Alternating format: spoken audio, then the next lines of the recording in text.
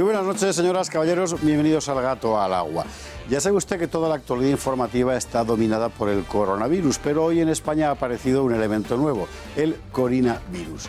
Porque la Fiscalía Anticorrupción, como usted sabe, ha pedido Suiza información sobre los 100 millones de euros que supuestamente cobró el rey emérito don Juan Carlos I de Borbón por un arreglito con el AVE a la Meca y que fueron a parar parte de ese dinero a la cuenta corriente de doña Corina Susaid Wittgenstein, o sea, la Corina. Bien, el Congreso ha recibido la petición de que se abra una comisión de investigación. Quienes han hecho esta petición son, curiosamente, los socios del Gobierno, que no quiere abrir la comisión de investigación, con lo cual ya tenemos aquí un conflicto seriamente planteado. Yo sé que esta historia a buena parte de la sociedad española y a buena parte de nuestra audiencia le molesta muchísimo, porque es bastante desagradable sacar trapos sucios de una persona como don Juan Carlos de Borbón, pero la realidad es la que es y los hechos son los que son. Y si hay que investigar eso, evidentemente bien estará que se investigue. Por cierto, de paso, podríamos aprovechar también para investigar también en sede parlamentaria algo que tiene mucha más relación con el Congreso de los Diputados, la financiación de Podemos, por ejemplo.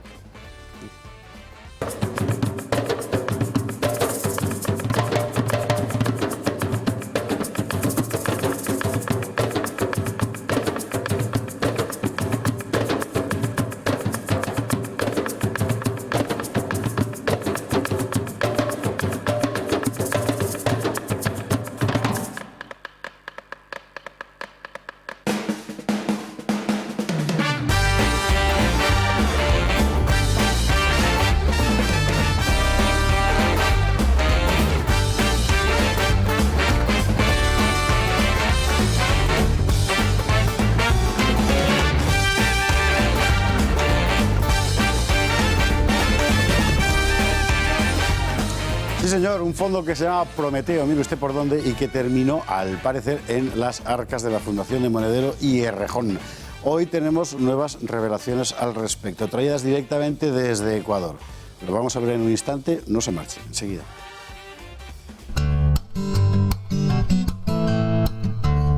Sisley patrocina este espacio.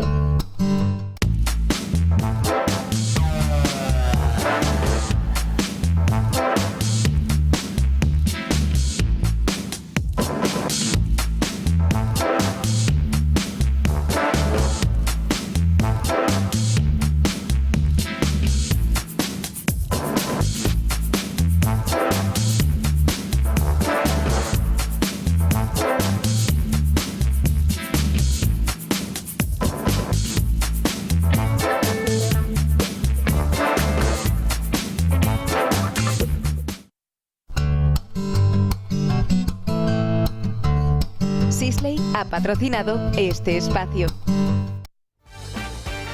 Así que tenemos por una parte lo de los millones del rey emérito, que ya les prometo yo que la semana que viene vamos a entrar a fondo en la cuestión con información abundante y contrastada.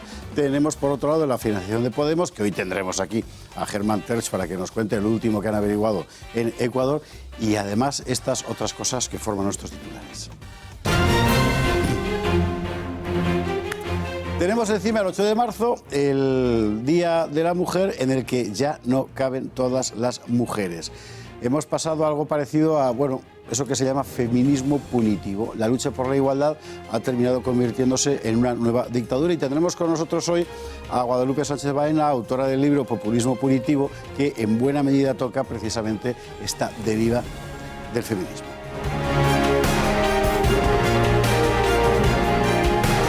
De estas cosas, el ministro Garzón ha decidido que quiere regular la publicidad de los juguetes para que no sea sexista, o sea, eso de juguetes para niños, juguetes para niñas, y que no reproduzcan estereotipos de género. Curiosamente, el ejemplo que ha puesto el ministerio en su nota de prensa inicial ha sido el de unos disfraces de enfermera para carnaval. Y decía, ¿cómo es posible que vayan tan escotadas? Bueno, pero eso no son juguetes para niños, eso era para carnaval, en fin. Vamos a ver exactamente en qué consiste esta pretensión del ministro Garzón y hasta qué punto es o no sensata. Veremos también, por supuesto, el nuevo choque dentro del Gobierno entre PSOE y Podemos, esta vez a cuenta de las normas que el Ministerio de Trabajo dictó por el asunto del coronavirus. A la ministra Yolanda Díaz, en su explicación, se le ha escapado una cosa que ha dado muchísimo que hablar, que es que todos tenemos que estar a la altura. Es decir, que la Moncloa no está a la altura. ¿A la altura de quién? Bueno, se puede usted imaginar el follón que se ha liado. Entraremos en ello. Y entraremos en la realidad de cómo está el coronavirus. Vamos a ver, en este instante, a lo mejor es injusto, pero crece la impresión de que el gobierno español nada en pleno caos, porque si no, no es fácil entender muchas cosas que están pasando. Esta tarde hemos tenido ola de contagios en una residencia de ancianos en Madrid, con una fallecida, y habrá que ver si de verdad existe alguna coordinación entre las diferentes instancias sanitarias de nuestro Estado autonómico, porque esto va pintando mal.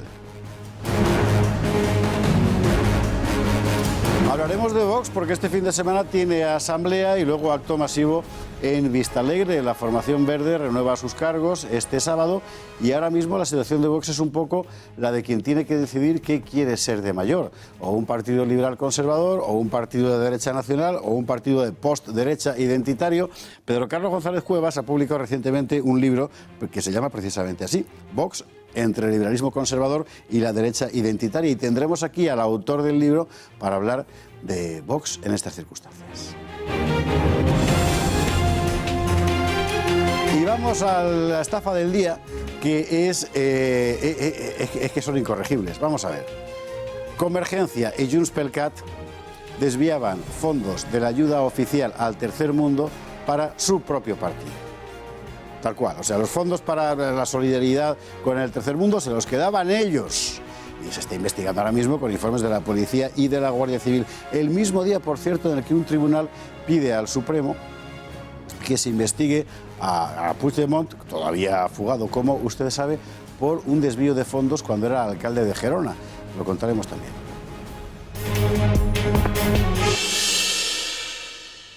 Todo eso más los titulares que traen en sus alforjas nuestros contertulios. Don Fernando Paz, muy buenas noches, ¿cómo estás? Muy buenas noches, ¿qué tal? ¿Qué titular traes? Pues yo traigo un titular que es Beatería Progre, dice el titular, pero no... ¿Te ha puesto bacteria? No, se ha equivocado ya al teclear, pero es Beatería. Esto es efecto también, de la secularización de la sociedad. Beatería ya nadie sabe lo que quiere decir. Beatería de beato, decía Max Stirner que nuestros ateos son los auténticos beatos del mundo contemporáneo. Señor, sí, pues esta es la historia. Así es, así es. De todas formas, quiero hacer algo que no se había hecho en el programa hasta el día de hoy, y es arrepentirme de mi titular. Es que me he dado cuenta... Que bacteria queda mejor. Sí. No. Arrepentirme No, a de veces titular ya sabes. por el significado. No, realmente me arrepiento porque es un modo de desprestigiar al gobierno y yo creo que nos estamos equivocando todos con el gobierno. Viene esto a cuenta, tengo que decirlo, si no se entiende, de la prohibición de la publicidad con cuerpo de mujer, todas estas cosas que se han dicho, que no se puede utilizar a las mujeres para publicitar según qué cosas, ¿no? Entonces, me he dado cuenta que en realidad esto no obedece a una estupidez congénita de ningún miembro del gobierno, ni siquiera del gobierno en su conjunto, sino que estamos en manos de un gobierno ilustrado, verdaderamente, de un gobierno de corte neoplatónico, gnóstico, que por tanto considera que el cuerpo es la cárcel del alma y que no permite que las potencias del espíritu resplandezcan por culpa de esa cárcel que es el cuerpo. ¿Tú crees que es por eso? Yo creo, estoy convencido de que es por eso, así que me arrepiento de mi titular y viva el gnosticismo del gobierno y el neoplatonismo de Irene Montero, que estoy seguro que es por eso, además. Ya. No es por estupidez ni por un ideologismo radical, no, es por eso. Estoy seguro de que sí. No tengan duda. Está bien. Fernando Paz, muchas gracias. Don Antonio Alonso Platón, digo Timón, muy buenas noches. Sí, está muy bien el juego de palabras. Nunca me habían llamado eso, pero vamos. Ah, mira, pues por aquí empezamos. Bueno, ¿Qué titular traes? Pues no, era algo así como... A ver si emerge, ahí está emergiendo. La míralo. dictocracia pero bueno. cabalga desbocada Vamos y a ver. henchida de ideología. O sea, Antonio Alonso Timón, esto parece un fragmento del informe de la Ley de Igualdad de Libertad Sexual de Irene Montero. La dictocracia comunista cabalga desbocada y henchida de ideología. No, pero eso es un gran titular, ¿no? A galopar yo, hasta a diferencia de Fernando, no me voy a arrepentir del titular, sino que voy a intentar desarrollarlo. Ahora explícalo, sí, O sea, sí, pero que sea breve. Llevamos como menos de 2 meses desde que está este gobierno, entonces ya ha sacado a sus clásicos a relucir, ¿no? Igual son sus clásicos a relucir. Una nueva ley de educación, como no puede ser de otra manera. Yo, cuando se dice en este país que la educación en España es la historia de un fracaso, yo digo que la historia es un auténtico éxito, porque la mayoría de las leyes de educación, todas, salvo una que intentó hacer el Partido Popular, que se ha aplicado de aquella manera, pues han tenido como un objetivo básico y fundamental, que es el aborregamiento de la sociedad, por lo tanto se está consiguiendo. O sea, es una historia de bastante éxito.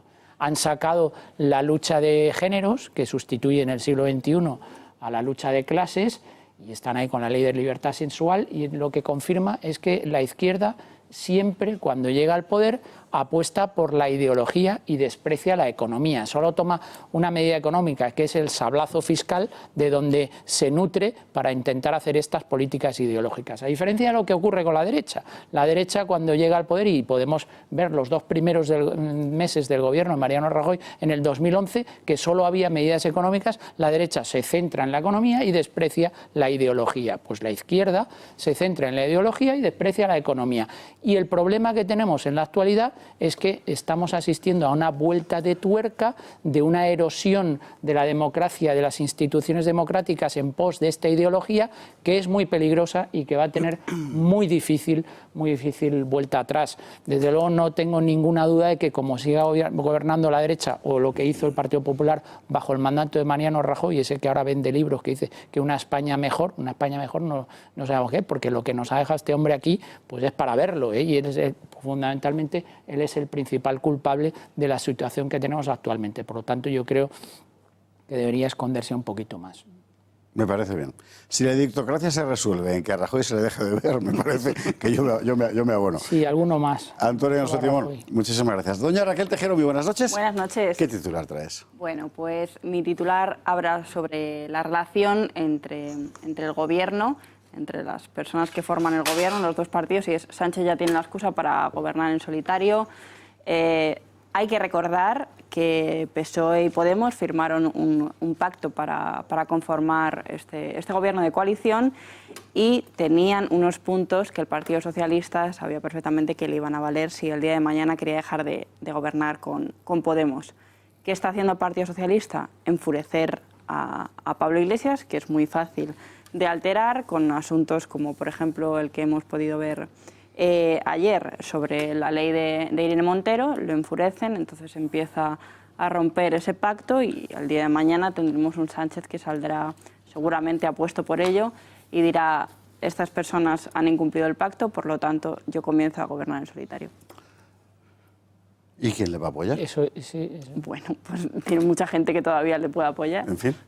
Raquel, muchísimas gracias. El augurio de Raquel es para guardarlo, veremos. Muchísimas gracias. Don Luca Costantini, muy buenas noches. ¿Qué tal? Buenas noches. Encantado de verte aquí, como siempre. Igualmente. ¿Qué titular traes? Pues mi titular va sobre el tema del coronavirus y Cataluña, que es decir, Torra olvida la independencia con el coronavirus. ¿Por qué digo eso? Digo eso porque es evidente que con el tema del coronavirus todo el independentismo está callado. Es decir, la Generalitat, Cataluña, no está exigiendo, por ejemplo, lo que ha exigido en otros términos, de tener más soberanía o más control. Sí. Claro. Que sí, ¿cuál es la moraleja de la historia? La moraleja es que cuando hay un problema real, pues entonces es mejor que la culpa sea o de otros, o no decir que en todos estos años de procés lo que se ha hecho en Cataluña han sido unos recortes draconianos en la sanidad pública catalana, que posiblemente puede estallar, puede crear muchos problemas, y entonces, claro, que decir, todo el tema político, todo el soufflé del independentismo, pues intentan evidentemente bajarlo, porque saben que no podrían gestionar ese tipo de problema de manera autónoma. Es decir, es la evidencia, al fin y al cabo, que el Estado luego, cuando hace falta, pues sí que se necesita que esté unido y que esté compacto, y lo digo además como italiano, que sé que hay un problema muy gordo, muy importante, donde se ve muy bien que si no hay coordinación territorial se van a crear problemas aún mayores. Por lo tanto, digamos que imagino que si hasta ahora no han dicho nada, no dirán nada, porque solo, digamos, reivindican al fin y al cabo la independencia cuando más o menos, digamos, el momento político, social es tranquilo. Luca, muchísimas gracias. Del asunto del coronavirus tenemos, por supuesto, la crónica al minuto, y además con un compañero desplazado a esa residencia de Madrid, donde ha habido esa ola de casos entre ancianos, en fin, muy desdichado, porque además ha muerto una de las ancianas que allí vivían. Será dentro de un instante. Ahora mismo, después de la nanopausa publicitaria, Guadalupe Sánchez Baena y el feminismo político. Vamos a hablar de feminismo en serio, ¿vale? Venga, ahora mismo.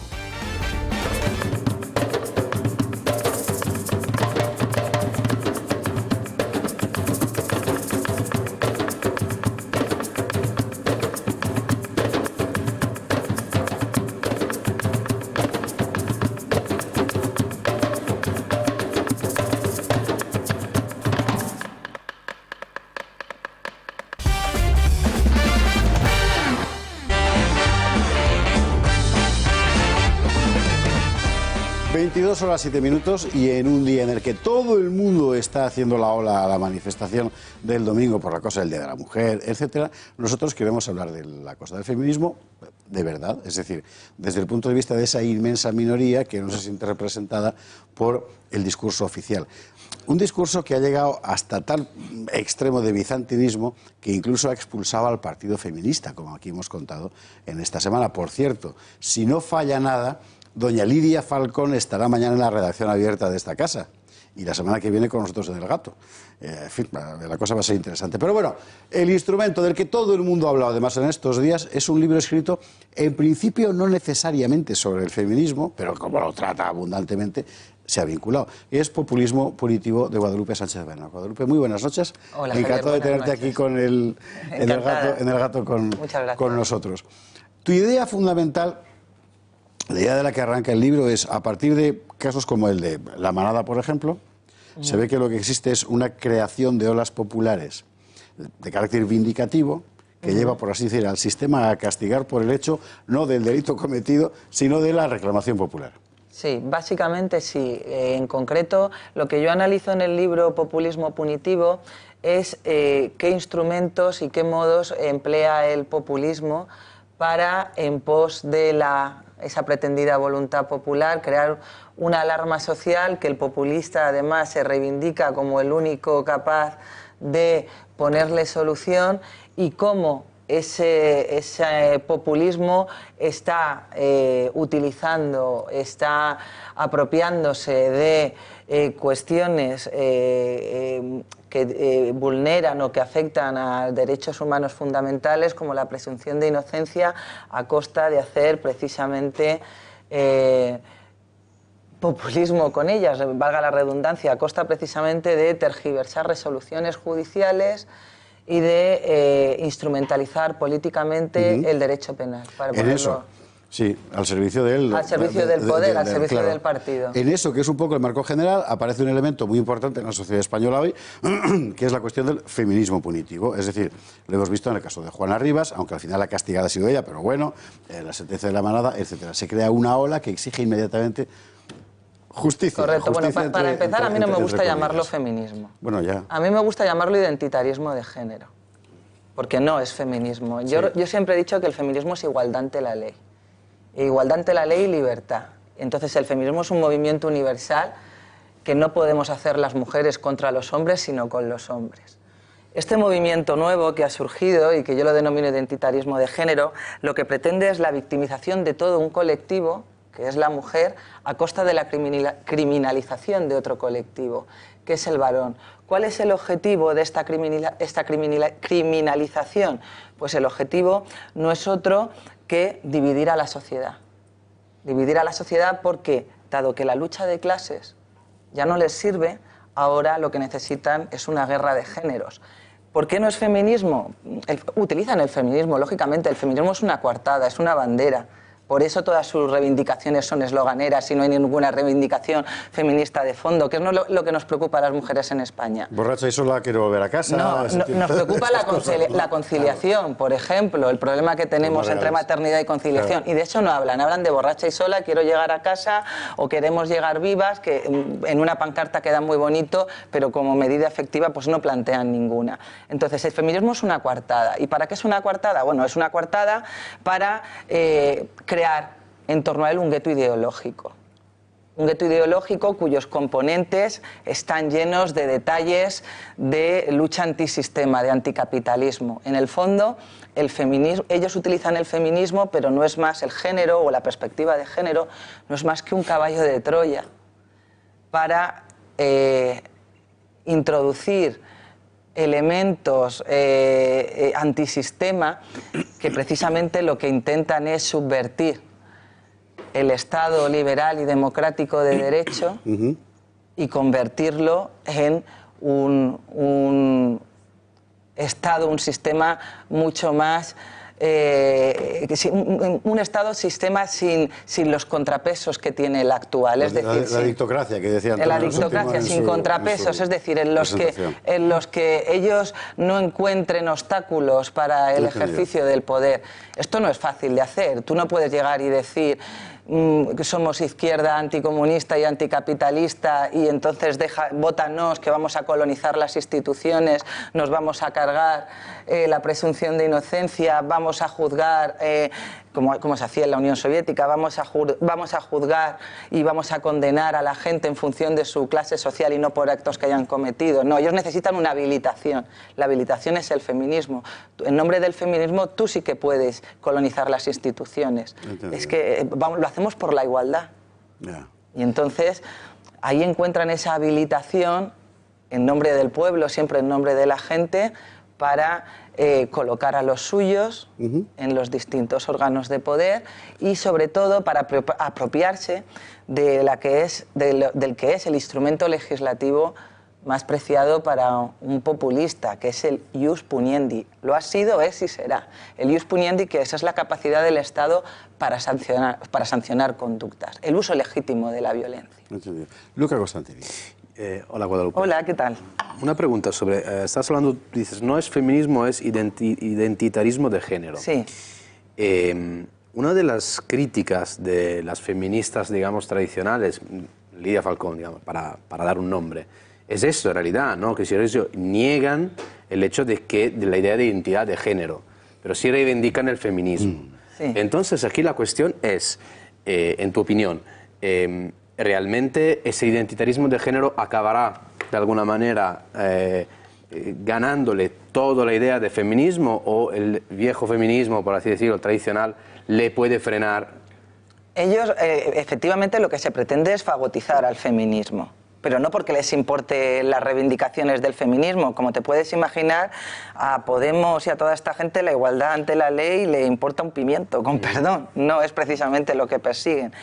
Ellos pretenden fagotizar al feminismo por eso, no porque le preocupe la reivindicación, sino porque, como he dicho, es una coartada perfecta para iniciar la colonización institucional y asimismo para legislar.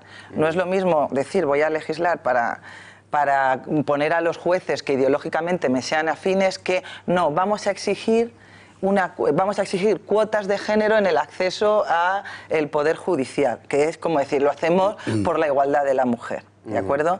Entonces sí que es posible, ellos están intentando ganar esa batalla y les está yendo bastante bien. ¿Por qué? Pues por un motivo principalmente, porque la política tradicional ha desaparecido en esto. Nadie ha querido dar esa batalla. En el caso de Carmen Calvo y Irene Montero hemos visto este choque. Bueno, pero... Hemos visto un choque en directo. Es un choque, precisamente, es un choque porque una vez que han llegado al poder se lo disputan, pero créeme, llegado el caso, si la alternativa es que bajarse de ese poder, abandonarlo y que las sustituyan, ya se arreglarán. Hay mucho fuego artificial en torno a este choque. El feminismo de Carmen Calvo y de Irene Montero no es feminismo, realmente tienen una base muy parecida. No podemos olvidar, por ejemplo, que en torno al caso de La Manada, los mensajes que se emitían tanto por parte de Carmen Calvo como por parte de Irene Montero en torno a las sentencias eran los mismos. No podemos olvidar que la primera, la gran precursora de ese gueto ideológico en el que quieren convertir el feminismo ha sido Carmen Calvo, cuando dijo el socialismo nos lo hemos currado nosotras. Sí, bonita. Bonita. Raquel Tejero, bonita. Bueno, Perdón. buenas noches, Guadalupe. Buenas noches, Lo Raquel. primero, darte la enhorabuena por un libro tan valiente. Muchas que no gracias. Es fácil ahora mismo sacar un libro con un tema tan controvertido. Tengo dos preguntas muy breves, si me permite. La primera es si, debido a los temas que has tratado en tu libro, has recibido algún tipo de presiones por algún parte... La verdad es que ninguno. Eso desde luego es buena noticia para la libertad de... Ninguna presión. Y sí que es verdad que hay medios que prefieren no entrevistarme, eso por descontado. Eso por desgracia forma parte de la... Entra en la libertad de cada cual. Y la segunda es ¿qué opinión te merece la ley presentada estos últimos Bueno, para días por Irene empezar, lo más criticable de todo el asunto de esta nueva ley, el anteproyecto de ley, es que no lo conocemos. Debería estar colgado en la web de transparencia del Gobierno y no está. Es obligatorio, además. Sí, y no está. Yo estoy escribiendo Entonces, yo no me puedo pronunciar, porque solo me puedo pronunciar respecto a las filtraciones que hemos conocido por la prensa, que ya veremos en lo que queda, porque claro, sí que se ha filtrado el informe de justicia poniendo los puntos sobre las íes, pero bueno, ¿qué te puedo decir sobre lo que se ha filtrado? Bueno, se han filtrado un par de cositas. Primero, Respecto al tema de la publicidad, bueno, pues es una muestra más del paternalismo y condescendencia con la que nos tratan a las mujeres. Es una muestra más de que esto no va de feminismo. Es decir, que un hombre pueda ganar dinero enseñando cacho, como se dice vulgarmente, voluntariamente, prestando su cuerpo para ganar dinero, y que una mujer no lo podamos hacer, a mí me tienen que explicar dónde está la igualdad en todo esto. Sí. Pues por lo menos podían haber prohibido los anuncios masculinos también, pero no va de eso. Eso en cuanto a la parte de que se ha filtrado respecto al tema publicitario. Me preocupa mucho más lo que yo he podido conocer sobre cómo va a quedar la regulación de los delitos contra la libertad sexual. Del consentimiento no se ha filtrado nada, pero sí que os puedo adelantar que yo el otro día, en una pequeña encerrona que me hicieron en Radio Televisión Española, que se supone que me iban a preguntar por el libro y lo que me metieron es en uno de estos cacaos que organizan, le dieron paso antes que a mí a una señora que era representante de un colectivo feminista que se llama Temis. Que hace unos años se les tildaba de locas y yo decía, no son locas, están en el Consejo Asesor de la Mujer, que hasta el año pasado presidía Carmen Calvo, y esta asociación de juristas, después del caso de La Manada, en el año 2018, proponía que la reforma se hiciera en el sentido de que la carga de probar la existencia del consentimiento recayese en el acusado, es decir, invertir la carga de la prueba... subvertir la presunción de inocencia, cargársela de un plumazo del proceso penal. Pues bueno, en esta intervención ella intervino primero y dijo, bueno, yo no conozco todos los detalles del proyecto, es decir, que algunos sí que conocía, pero lo que he podido conocer, vamos, que sí que conocía, podemos decir que estamos muy satisfechas porque va en la línea de nuestras propuestas. Y la línea de las propuestas de este colectivo es cargarse la presunción de inocencia y también, por ejemplo, una de las cosas que propone este colectivo es eliminar la custodia compartida, custodia siempre exclusiva para la madre. Estas son cosas que propone Temis y son los que están detrás y si no están detrás están muy contentos. Pero bueno, a margen de eso, otra cosa que regula que se ha podido conocer, voy a intentar explicarla para que me entienda todo el mundo porque es un pelín más técnico. Lo que se ha filtrado respecto a cómo se va a regular los tipos de agresión, ahora no va a existir una diferencia entre agresión y abuso. Para mí eso es un error, porque la ley penal lo que tiene que facilitar al juez es que unos hechos que considera probados los pueda subsumir en un tipo penal. Cuanto más diferencie la ley entre tipos y las agravantes y atenuantes que se aplican a cada tipo, más facilitamos al juez. Se supone que Carmen Calvo decía que la reforma iba a ser para aclarar y eliminar ese margen de interpretación y discrecionalidad que tenían los jueces, que eso es imposible de eliminar. Pero bueno, esta reforma es un guirigay. Es un guirigay. Todo es agresión sexual, todo está mezclado, mezclan la conducta básica, que tiene una pena, con la conducta agravada. Tú cuando regulas un delito dices, bueno, hay un acto que entendemos que debe ser merecedor de un castigo porque lesiona un bien jurídico, vamos a ponerle una pena de 1 a 5 años. Y a esta conducta, si además a esta conducta le añades otro elemento, violencia, por ejemplo. Pues en lugar de 1 a 5 años va a ser de 6 a 12. Bueno, pues por ejemplo, en lo que a mí me pasaron, aparecía como una de las conductas básicas de la agresión el suministrar fármacos a la víctima para eliminar su voluntad. Mientras que el tipo agravado que se aplicaba a estos delitos también contemplaba como agravante el suministro de fármacos. ¿En qué quedamos? ¿Es básico o es agravado? ¿Qué aplica el juez? ¿Una pena de 1 a 5 años o una pena de 6 a 12 años? Y todo eso estaba dentro de esta ley. Y es una de las razones por las cuales, por cierto, en el país, claro, el gobierno, o sea, justicia, o sea, el PSOE se lo ha filtrado al Grupo Prisa, a Ser Primero y al País después. Y el País sacaba hoy lo ha pasado a diferentes juristas y ha puesto sus juicios, nunca mejor dicho, negro sobre blanco, y son desoladores. Luego podremos ver algunos cuantos. Pero para ir terminando, yo repetiría la pregunta de Luca Costantini. ¿Van a ganar? Porque de hecho han ganado ya, desde el punto de vista del discurso oficial. Tú lo llamabas, como has dicho, de género, identitarismo. Yo es que lo llamaba supremacismo de género, mira. Alfonso Guerra, ultrafeminismo. Pues eso, en fin. Van a ganar, en el plano del discurso han ganado ya, y los medios de comunicación los han colonizado por completo. Sí, pues por ahora les ha ido muy bien. Yo no sé si han ganado, les está yendo muy bien. Yo lo que sí que intuyo es que hay una parte de la sociedad, tanto mujeres como hombres, que ven que hay algo en todo esto que no está bien. Sí. Y que hasta ahora no hemos tenido valentía de decirlo porque prácticamente te lapidaban en público.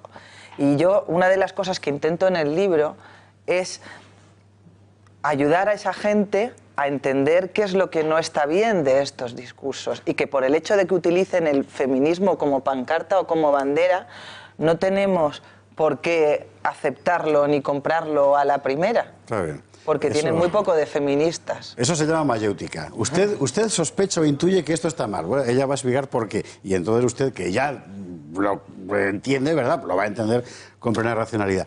Populismo punitivo, en ediciones de Deusto, de Guadalupe Sánchez Baena, a la que agradecemos infinito que haya estado con nosotros aquí esta noche. Hoy en el Gato Muchísimas Bravo. gracias, Mil Javier. gracias y que vaya muy bien el libro. Y bueno, cuando quieras, aquí estamos en el Gato. Muy bien, muchas gracias. A propósito de este asunto del 8 de marzo, nosotros hemos pedido varios vídeos a diferentes mujeres. Mujeres que son muy mujeres y absolutamente, por cierto, comprometidas con la igualdad entre los sexos. Faltaría más, pero que están fuera de la reivindicación oficial. En los próximos días podremos ir viéndolos. No vamos a empezar hoy porque resulta que otras se han adelantado.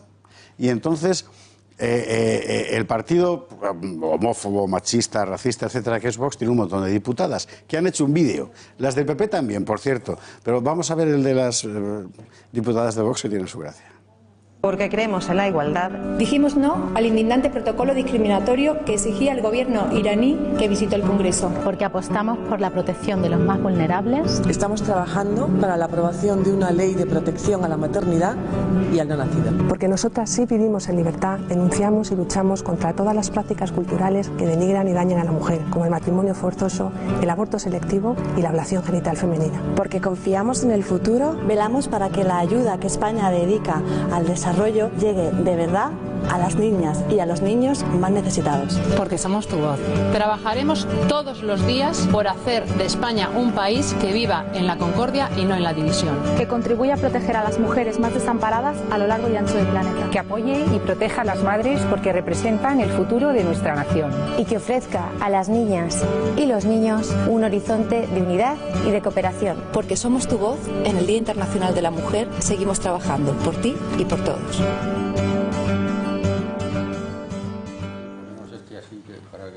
Y esto nos vale, esta mano que se ve por aquí no es la mano esa de los Monsters, esa es la mano de Pedro Carlos González Cuevas, al que saludamos ya. Muy buenas noches. Muchas gracias. Pues porque otra de las noticias de este fin de semana, evidentemente, es la asamblea de Vox. Claro, la asamblea el sábado y el domingo gran acto en Vista Alegre, que por cierto podrán seguir en directo y además comentado en esta casa, en el Toro TV, a partir de las 12 del mediodía, más o menos. Vamos a ver. Vox en este momento está ante una encrucijada. Es lógico, es un partido, como hace nada, eran ¿cuántos votos? Unas pocas decenas de miles, 50.000. Y ahora estamos ya en... son 3.600.000, 675.000. ¿Se puede usted imaginar que esto significa que un partido que había nacido para una cosa, de repente se encuentra con que todo ha cambiado alrededor? Y eso evidentemente afecta, y es lógico, a su definición ideológica, claro. Entonces Pedro Carlos González Cuevas, que lleva muchísimos años escribiendo sobre las derechas en España, muchísimos años, y los que lo hemos seguido en Razón Española, por ejemplo, lo sabemos bien, publica este libro, Vox, entre el liberalismo conservador y la derecha identitaria. Una disyuntiva, por cierto, que casi todos los días sale a la palestra cuando se habla de Vox. ¿Qué nos has contado aquí, querido Pedro Carlos? Pues, bueno, en primer lugar, gracias por contar conmigo aquí y además tengo que dar las gracias también que a Intereconomía porque ha sido uno de los grupos que ha facilitado la existencia de Vox. Eso también cuando estudiemos, cuando yo haga la segunda parte de la historia de las derechas, tendremos que contar también con el grupo Intereconomía como grupo intelectual y como grupo que es mediático.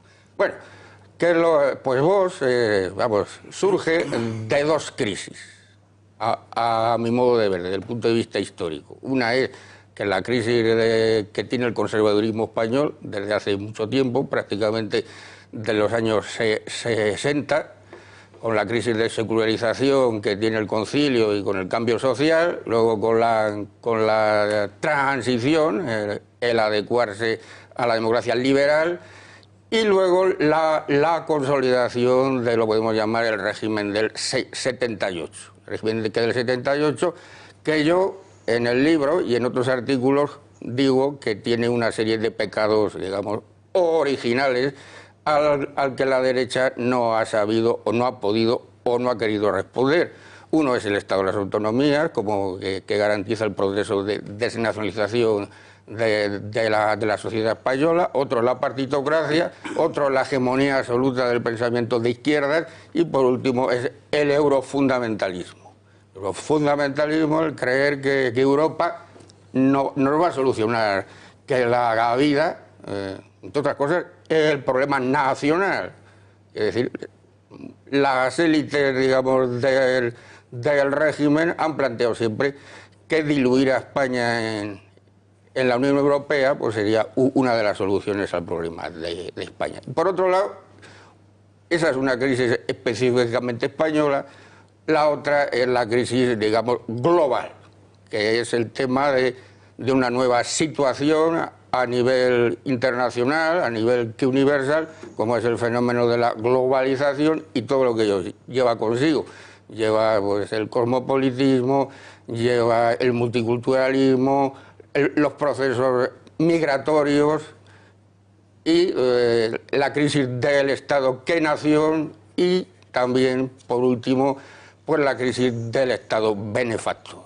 Y Vox nacería de la convergencia de esos dos paradigmas de crisis, digamos. Exacto. Pero esos son paradigmas de crisis que responden a lógicas distintas y, por tanto, si generan una sola realidad, será en cierto modo una realidad demediada, porque son dos perspectivas muy diferentes. Luca Costantini conoce muy bien el caso italiano. La derecha ha tenido su propia evolución, en realidad involución, ha terminado con la explosión aquella de la democracia cristiana, hoy ya nadie sabe dónde está, ¿no? Y ha surgido... Bueno, del postfascismo ha terminado convirtiendo en un partido separatista, en el partido que representa a la derecha nacional, que es lo que pasó con la Liga. En España la situación es diferente. ¿Cómo decir? La querencia liberal, muy proamericana por ese tipo de liberalismo, ¿verdad?, de Vox, por ejemplo, es evidente que es contradictoria con un soberanismo de carácter nacional. Y por otra parte, también con esa tradición que tú has llamado eurofundamentalista, que, por ejemplo, Antonio Alonso Timón, en términos evidentemente no peyorativos, ha reivindicado. Estoy empezando a cambiar, ¿eh? ¿Estás empezando? Sí, no me extraña también, en fin. ¿Cómo ves tú la evolución de Vox? Tú eres también un profesor, como Pedro Carlos, y aquí hemos hablado muchas veces de este asunto. Bueno, yo creo, me leeré con atención el libro porque me interesa bastante, ¿no? Y además creo que es muy importante estar al día de un partido político que ha traído aire fresco a la democracia española, como es Vox, y que está haciendo algunas cosas interesantes. Entre otras cosas es no abandonar la lucha por la ideología, ¿no? Y de ahí se nutre precisamente, yo creo, Vox en una de esas crisis que ha apuntado el autor del libro en este momento, ¿no? La crisis de la derecha, que abandona completamente la ideología para centrarse en la economía, pero claro, ya estamos viendo que la economía no es suficiente para plantar la batalla y resolver los problemas sociales importantes, cada vez más importantes que está teniendo nuestro país. Al revés, eso es contraproducente porque siguen apretando, siguen dando vueltas de tuerca en tanto en cuanto no tienen nadie que les contrarreste ideológicamente, y eso sí que Vox lo está haciendo. Entonces, mi pregunta para el autor es cómo ve el panorama de la derecha española, es decir, el posicionamiento y el nacimiento de Vox al final va a suponer que acabe arrastrando el marco ideológico de la derecha, esa derecha que había ido yéndose hacia la izquierda. Podríamos calificar muchas de las políticas que se han hecho bajo la presidencia del señor Mariano Rajoy Brey como políticas socialdemócratas, algunas, incluyendo el propio ministro de Hacienda en su momento. ¿Cree que el nacimiento de Vox va a suponer que la derecha española por fin dé la batalla ideológica y Vox acabe comiéndose a la derecha, a toda la parte, al espectro de la derecha nacional, o va a haber una convivencia todavía, un periodo transitorio en ese proceso? Bueno, lo primero, yo creo que ya ha ocurrido. Es decir, lo que pasa es que el PP tiene el peligro siempre de, buscando paralelismos históricos, se me ocurrió en un artículo que hablar de que el PP se puede convertir en un conservadurismo idóneo. Idóneo en el sentido que empleaba la palabra Antonio Maura con respecto a datos. En el sentido de que ya en el país, por ejemplo, se está pidiendo una oposición de Estado. Eso hay que recordar, vamos a ver, años 12 en realidad, 14 y tal, vamos 12, a ver. 13. 12, 13. ¿Qué pasa? Hay gente que dice que el Estado tiene que dirigir, Canalejas, Maura, y hay gente que dice que no, que el Estado tiene que arbitrar. De Romanones, Dato. ¿Quién es el jefe de los conservadores? Maura, pero no es el idóneo, porque lo que el sistema quiere es que el Estado arbitre, no que dirija. A Canalejas lo matan, a Maura intentan matarlo, y el idóneo, ¿quién era? Dato, presidente del gobierno. Bien, esto es el tema del... El PP ya no es lo que era. Es decir, se quiera o no, ya hay ahí una ruptura. Es decir, yo creo que el PP ya no puede hacer las políticas que ha hecho antes. Es decir, porque la gran rémora que había con el PP es que era la única derecha. Pero precisamente estamos en la crisis que estamos por ese fenómeno. Porque los conservadores, o las derechas en general, no han ejercido su función. Porque la función de los conservadores y del pensamiento postconservador es limitar, que moderar, que las innovaciones. Y el PP lo que ha hecho es, como un gargantúa, pues comerse todo, en realidad, todo lo que venía de la izquierda. Un ejemplo claro, pues lo que ha pasado en la Comunidad de Madrid con el feminismo que es radical y con la postura LGTBI, etcétera. Es decir, la derecha, entendido por derecha oficial, el PP no tenía básicamente ideología. Ahora, con el desafío de Vox, ya tendrá que pelear. Es decir, y bueno, otro de los problemas era Ciudadanos, pero Ciudadanos hemos visto que no era nada. Es decir, Ciudadanos vivía del problema que Nacional, porque el PP que no reaccionaba. Al venir Vox, que ha planteado que las formas de forma radical y clara cuáles son la problemática, y eso que lo reconocía Xavier Pericay en el libro este que ha sacado, que tiene mucho interés, aunque es corto, tiene mucho interés, y dice, bueno, a nosotros que nos votaba que mucha gente por la cuestión que nacional, pero si ahora viene otro que lo explica mejor, que es más militante y que hace política, nosotros no vamos a tener ninguna función. Entonces yo creo que por ahí Ciudadanos tiene todas las visas de ser absorbido por el PP, o queda todavía un poco de que podía ser absorbido por Vox. Pero ya que la derecha, después de la aparición de Vox, que tenía que haber aparecido antes, yo llevo artículos y libros que diciendo que cómo no aparece que una derecha real que en España, porque el propio Stanley Payne, cuando le hicieron una entrevista hace unos años, decía, no se puede hablar en España de derecha, hay que hablar de no izquierda. Es decir, no. Entonces, al no haber lucha cultural, al no asumir el desafío de la izquierda, pues claro, pues un poco que lo que digo yo, que la derecha en España, digo que la izquierda en España es una izquierda feliz en el sentido que decía Ronald Barthes cuando hablaba de Voltaire, que era el último escritor feliz, porque nadie que lo desafía. Vos ha cogido el reto, que en el mundo académico lo estamos pidiendo también, porque estamos acosados, los que no pensamos de una determinada forma, estamos acosados. Lo que hemos dado la batalla en el mundo académico contra la memoria histórica, nos sentimos acosados porque nadie nos ha apoyado desde el punto de vista político. Pero ha venido Vox... Y la izquierda ha dejado de ser feliz. Ha dejado de ser feliz. Fernando Paz. Bueno, durante muchos años en España ha habido un consenso absolutamente al margen de la población, entre los partidos políticos, incluso contraviniendo las opiniones de una gran parte de la población. Todos sabemos que la población española pensaba de una determinada manera y en todo el arco parlamentario no había absolutamente nadie que defendiera las opiniones en muchos aspectos de la mitad de la población española. Era una cosa verdaderamente asombrosa. Vox ha tenido la virtud, cuando menos, de destapar una serie de temas tabú, que eran los temas consensuados por las fuerzas políticas, los ha puesto de relieve, incluso aunque hoy desapareciera Vox, esos temas ya están destapados y ya no hay nadie que los vuelva a meter en su caja, ¿no? La cuestión es que yo creo que la realidad, y es la pregunta, la realidad va a ir, la realidad social, e histórica, si quieres, va a ir impulsando a Vox cada vez más en una deriva, digamos, identitaria y cada vez más social y transversal? Porque a mí es la impresión que me da. Esa es la tesis. Esa es la tesis que defiendo yo en el libro, que en el fondo estamos ante una alternativa y la única decisión es esa. Es decir, porque el mundo liberal conservador pues está copado básicamente por el PP y va a ser difícil quitarle de ese espacio. Pero lo que tiene que hacer Vox ha quitado votos, yo creo que ha quitado todos los votos que podía quitar.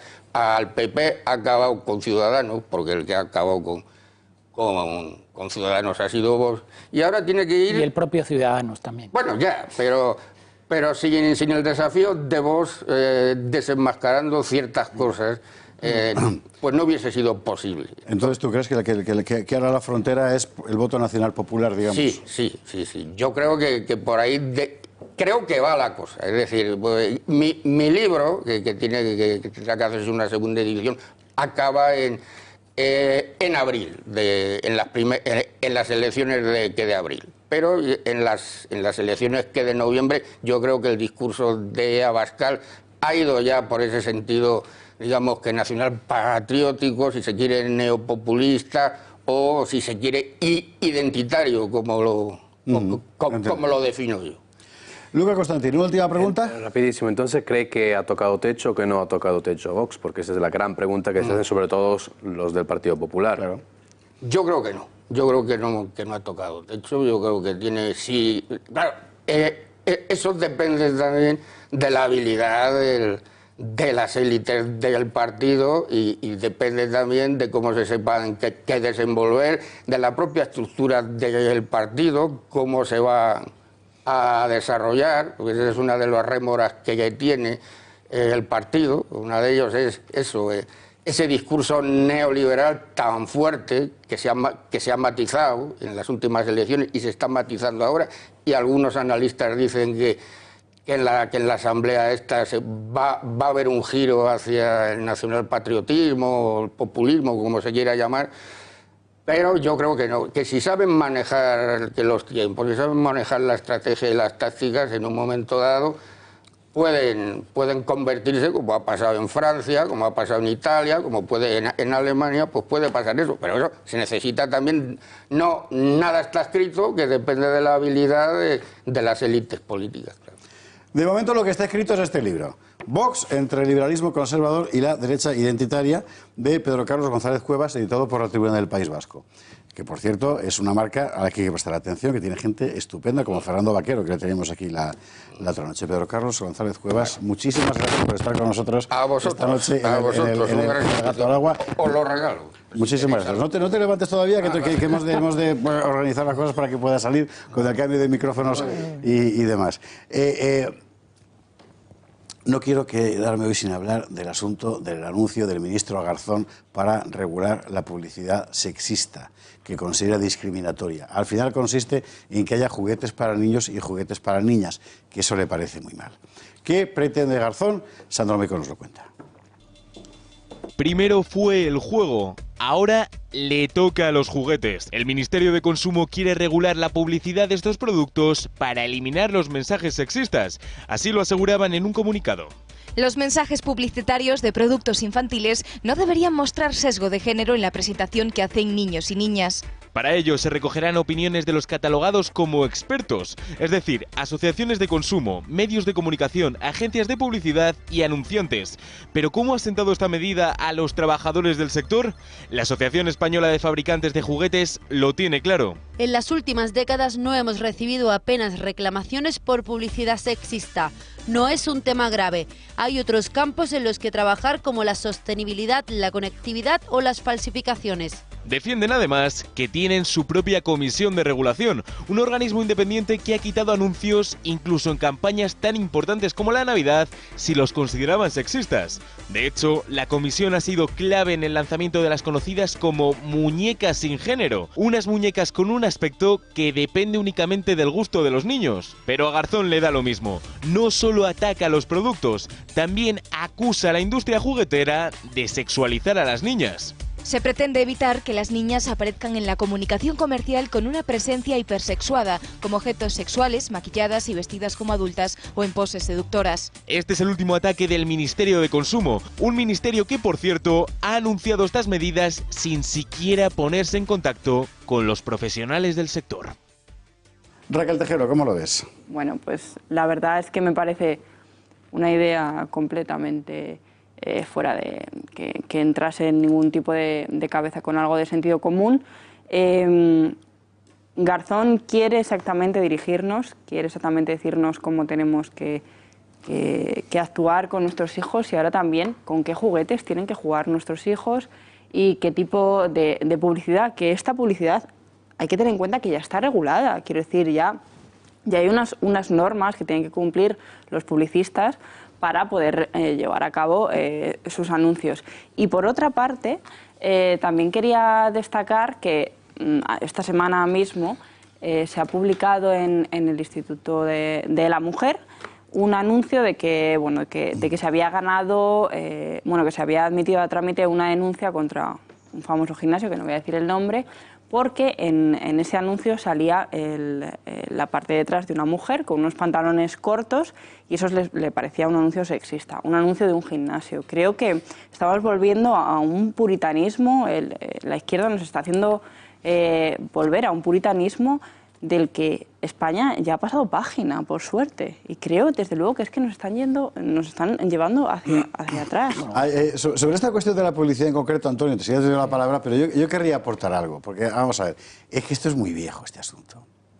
Y hace, no sé, sería como 10 años, fuera de aquí, a un grupo de biólogos, antropólogos, etcétera, se les ocurrió comprobar si la tendencia de los niños y las niñas a determinado tipo de juguetes era natural o no, o si era aprendida. Es decir, si el estereotipo de género era una cosa que te imponía la sociedad heteropatriarcal y tal, o si se nacía con ello.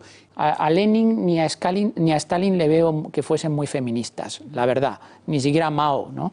Pero es que le parecerá muy bien también al señor Garzón la frase que pronunció ayer mismo el señor Maduro, al que tanto siguen, diciendo que las venezolanas tienen que tener 6 hijos. O sea, están calificando a la mujer, eso no es machista, están calificando a la mujer como objeto de reproducción, que como mínimo tenían que tener 6 hijos para que la revolución se prolongue. O sea, ellos cabalgan en sus propias contradicciones, les importa absolutamente nada la igualdad entre los hombres y las mujeres, lo que pasa es que han encontrado hay un nicho en el que creen que pueden apoyar o que pueden tener rédito electoral y han tirado por ahí, por la calle en medio, aunque hay un halo de esperanza. Yo en la pregunta, lo que te decía antes, Luca, la pregunta que si van a triunfar o no van a triunfar, es que ya hasta las propias feministas de verdad de toda la vida ya empiezan a estar hartas de este tema, ¿no? Entonces, yo o mucho me equivoco, Fernando Paz, va a plantear la cuestión pedagógica de la diferencia de sexos, precisamente.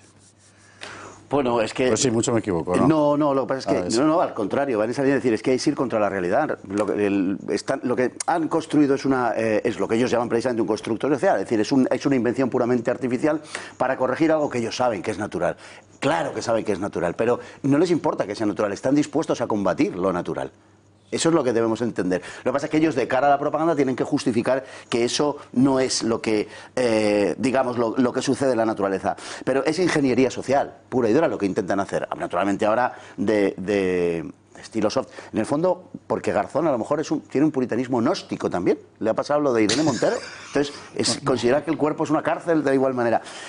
Y son de un enorme puritanismo. O sea, en realidad, si nos vemos lo que están haciendo, van contra el juego, van contra lo primero que ha hecho Garzón, lo poco que puede hacer, porque no tiene competencias para más. Van contra el cuerpo femenino, van contra la sexualidad, realmente van contra eso. Lo que hay debajo, ahora fuera de bromas, es un odio al cuerpo humano y un temor al cuerpo humano. Es un neopuritanismo. La mujer les da igual. Si realmente no quieren que se utilice el cuerpo de la mujer para finalidades de publicidad, ¿por qué demonios jamás les hemos visto condenar los actos de Femen donde las mujeres sí utilizan su cuerpo desnudo para protestar? Para protestar sí, pero para vender un jabón no. He dicho un jabón, no un jamón. Un jabón. No condenan tampoco las agresiones a mujeres de derecha. Y una cosa también quiero decir, esto está siendo utilizado por determinados grupos, pero cuidado, habiendo nacido en el marxismo cultural, hoy está desempeñando otra función, que tiene mucho que ver con esa ideología globalista, neoliberal, etcétera. Que esto es el contenido de esa ideología globalista. Sí, esto no es exclusivo más de España, ¿eh? O sea, por ahí está ya inventado en otros sitios. A ver, tuve la oportunidad de estar en la Universidad Complutense ayer, cuando... Bueno, ¿con el mogollón de Pablo? Con el mogollón, el scratch. ¿De obreros y eso? Sí, estaba ahí porque sabía que el día de la Complutense, que si Iglesias que regrese a la Complutense, era evidente que iba a dar un discurso de gran calado. Lo quiso dar, no pudo darlo, no trascendió por el simple hecho de que hubo abucheos, pero en realidad él ahí dio una clave importante de lo que va a ser, digamos, la directriz ideológica ahora mismo, que efectivamente es la del feminismo, y el propio Pablo Iglesias dijo, el nuevo obrerismo es el feminismo. Desde el punto de vista ideológico, en realidad, lo que están haciendo los de Podemos, y por eso yo me gustaba mucho la pregunta, preguntarle a Guadalupe si ella pensaba que iban, digamos, a ganar o si eran ya mayoritarios. Porque en realidad lo que están haciendo es un salto desde el punto de vista de la doctrina política, se están saltando el año 68, el famoso prohibido prohibir. Y en ese sentido es muy interesante porque, por ejemplo, lo de Garzón, evidentemente, quiere decir, ¿qué dirían los del 68, un Cohn-Bendit en París, de lo que está haciendo Garzón? Que diría, perdona chico, pero qué aburrido eres. Le echarían de todos los colectivos ese tipo de política. Y la sensación que tengo yo también en esa... ¿Por qué hablaba de la Complutense? Porque en la Complutense había chicos de 20 años que ya están llevando adelante un nuevo tipo de feminismo, que todavía nosotros no vemos, pero que existe y que va a ser cada vez más fuerte, que es un feminismo como muy liberal, por ejemplo, en algunas prácticas sexuales, en el concepto, por ejemplo, de qué es la pareja, y en elementos que van a dejar a esas reivindicaciones de Podemos, de Garzón, etcétera, ya como viejunas. Faltarán 2 o 3 añitos, pero ya veréis cómo... Pero esto, Lucas, es 68 puro, ¿eh? O sea, esto es un destilado del 68. Sí, no. Y esta pelea, te lo vaticino, la va a ganar la ideología de género. Lidia Falcón, de lo que se quejaba con toda la razón del mundo, desde su punto de vista... Tú oyes a Lidia Falcón hoy y parece una señora pues, de Fuerza Nueva de los años 70. O sea, es que lo que está haciendo, y es lógico, es reivindicar lo que hace desde la aceptación de una antropología determinada. Es que ella no ha renunciado a esa antropología. A ella lo que le espanta, naturalmente, es que un tío se pueda declarar señora y entrar en los váteres de las chicas, por ejemplo. Lo que le espanta es que las competiciones deportivas se está dando el caso que los atletas transexuales, claro, tiran la jabalina más lejos. Coño, porque son tíos. Claro que las ganan todas las competiciones. Entonces está diciendo, esto es una tomadura de pelo. Si nos hemos tirado desde su punto de vista 40, 50, 60, los que quieras años, luchando por la igualdad, ahora llega un tío, se declara mujer y resulta que nos vuelve a ganar la partida. Ha sido una tomadura de pelo por la vía de la ideología de género. ¿Cuál es el problema? Que la ideología de género y los trans ahora, que es la política de izquierda misma, ahora mismo están los trans. Y eso está impulsado, defendido, protegido por el colectivo LGTBI. Esa es la clave. Entonces, la propia Lidia Falcón está diciendo, es que ellos son mucho más fuertes que nosotros. Sí, pero el propio feminismo defendido por Irene Montero y compañía y Garzón ya no conecta con una parte del nuevo feminismo. Por ejemplo, en temas de gestación subrogada ya no conectan con el tema de gestación subrogada con ellos. Temas de prostitución ya no conectan con ellos. Repito, tema de parejas. Es decir, los jóvenes de 20 años ya la idea de la monogamía, de la pareja, digamos, de la pareja de 2 personas, muchos de ellos no creen en eso. Las series de televisión que se están viendo para estos chicos ya no formulan ese tipo de relación, amor, sexual. Y, hombre, quiero decir, a nadie le podrá decir que Irene Montero no tenga una idea de la familia bastante conservadora. No, será de la suya. De la suya. Claro, de la suya. Pero ese es el problema. Creo que, por ejemplo, el tema de la prostitución es uno de los temas que han dinamitado el feminismo en el propio Podemos, porque no están de acuerdo los abolicionistas con las personas que lo quieren regular, entre las que se encuentra Irene Montero, si no me equivoco. Pero por otra parte, creo que el gobierno, me da igual que sea de derechas, de izquierdas, no debe meterse en con quién se acuesta cada uno o cuáles son sus preferencias sexuales, de pareja, etc. El problema es cuando te lo intentan imponer. Y el problema es cuando, si no haces una cosa, tanto sea de derechas como de izquierdas, pues este es un fallo que también ha tenido la derecha anteriormente con intentar imponer algo que desde luego se ha visto ya en la sociedad, que por suerte ha evolucionado y ya no hay tantos problemas y tantos, bueno, en fin, tantos problemas con la aceptación. Pero es que ahora la izquierda está haciendo lo mismo, pero para el otro lado. Entonces estamos, como decía antes, volviendo a un puritanismo que no representa a la sociedad y que no representa, o sea, y que está dejando al feminismo como un movimiento completamente radical que, aunque hay un movimiento muy grande en la calle, no representa a una mayoría de mujeres, porque Madrid se llena, pero eso no es una mayoría de mujeres. Y además muy mal escrito. Y que eso es lo que le han reprochado fundamentalmente los juristas a la ley de Irene Montero. Vamos a ver algunos de los testimonios que recogía el diario El País. Son estos. Demasiado genérica, en el delito de agresión sexual entra todo en un mismo marco penal, desde el tocamiento sorpresivo en el metro hasta la acción violenta para arrancar la ropa y tocar a la víctima. Todo entra en el mismo tipo, que puede recorrer desde una pena de multa hasta 9 años de prisión. No es lo mismo la violencia o la intimidación que el engaño. Parece dar a entender que la regulación actual permite las relaciones sexuales sin consentimiento y nada más lejos de la realidad. Si se actúa sobre una persona sin la concurrencia de su voluntad, siempre hay un ataque constitutivo de delito. Hay que decir rotundamente que esta cláusula está alejada de la vida y de llevarse a término será fuente de 1000 problemas e injusticias. Y más cosas. Dentro de un instante, aquí Germán Terz para contarnos lo que han averiguado acerca de la financiación ecuatoriana de Podemos. Dentro de nada, aquí en el Gato. Mínima pausa y a la vuelta. Eso.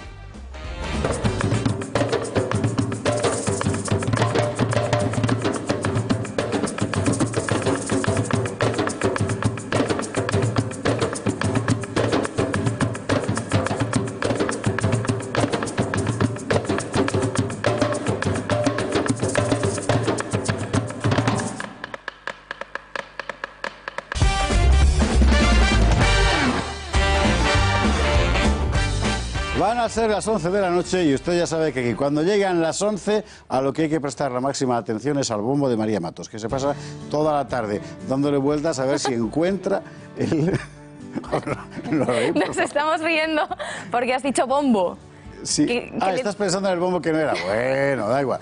En fin, en el cupón de la 11, que tenemos el numerito. Vamos allá. Matos, muy buenas noches. En el sorteo del cupón diario celebrado hoy, el número premiado ha sido el 86.390. Asimismo, el número de serie correspondiente a la paga, premiado con 3.000 euros al mes durante 25 años, ha sido el 45. Mañana, como cada día, habrá un vendedor muy cerca de ti repartiendo ilusión.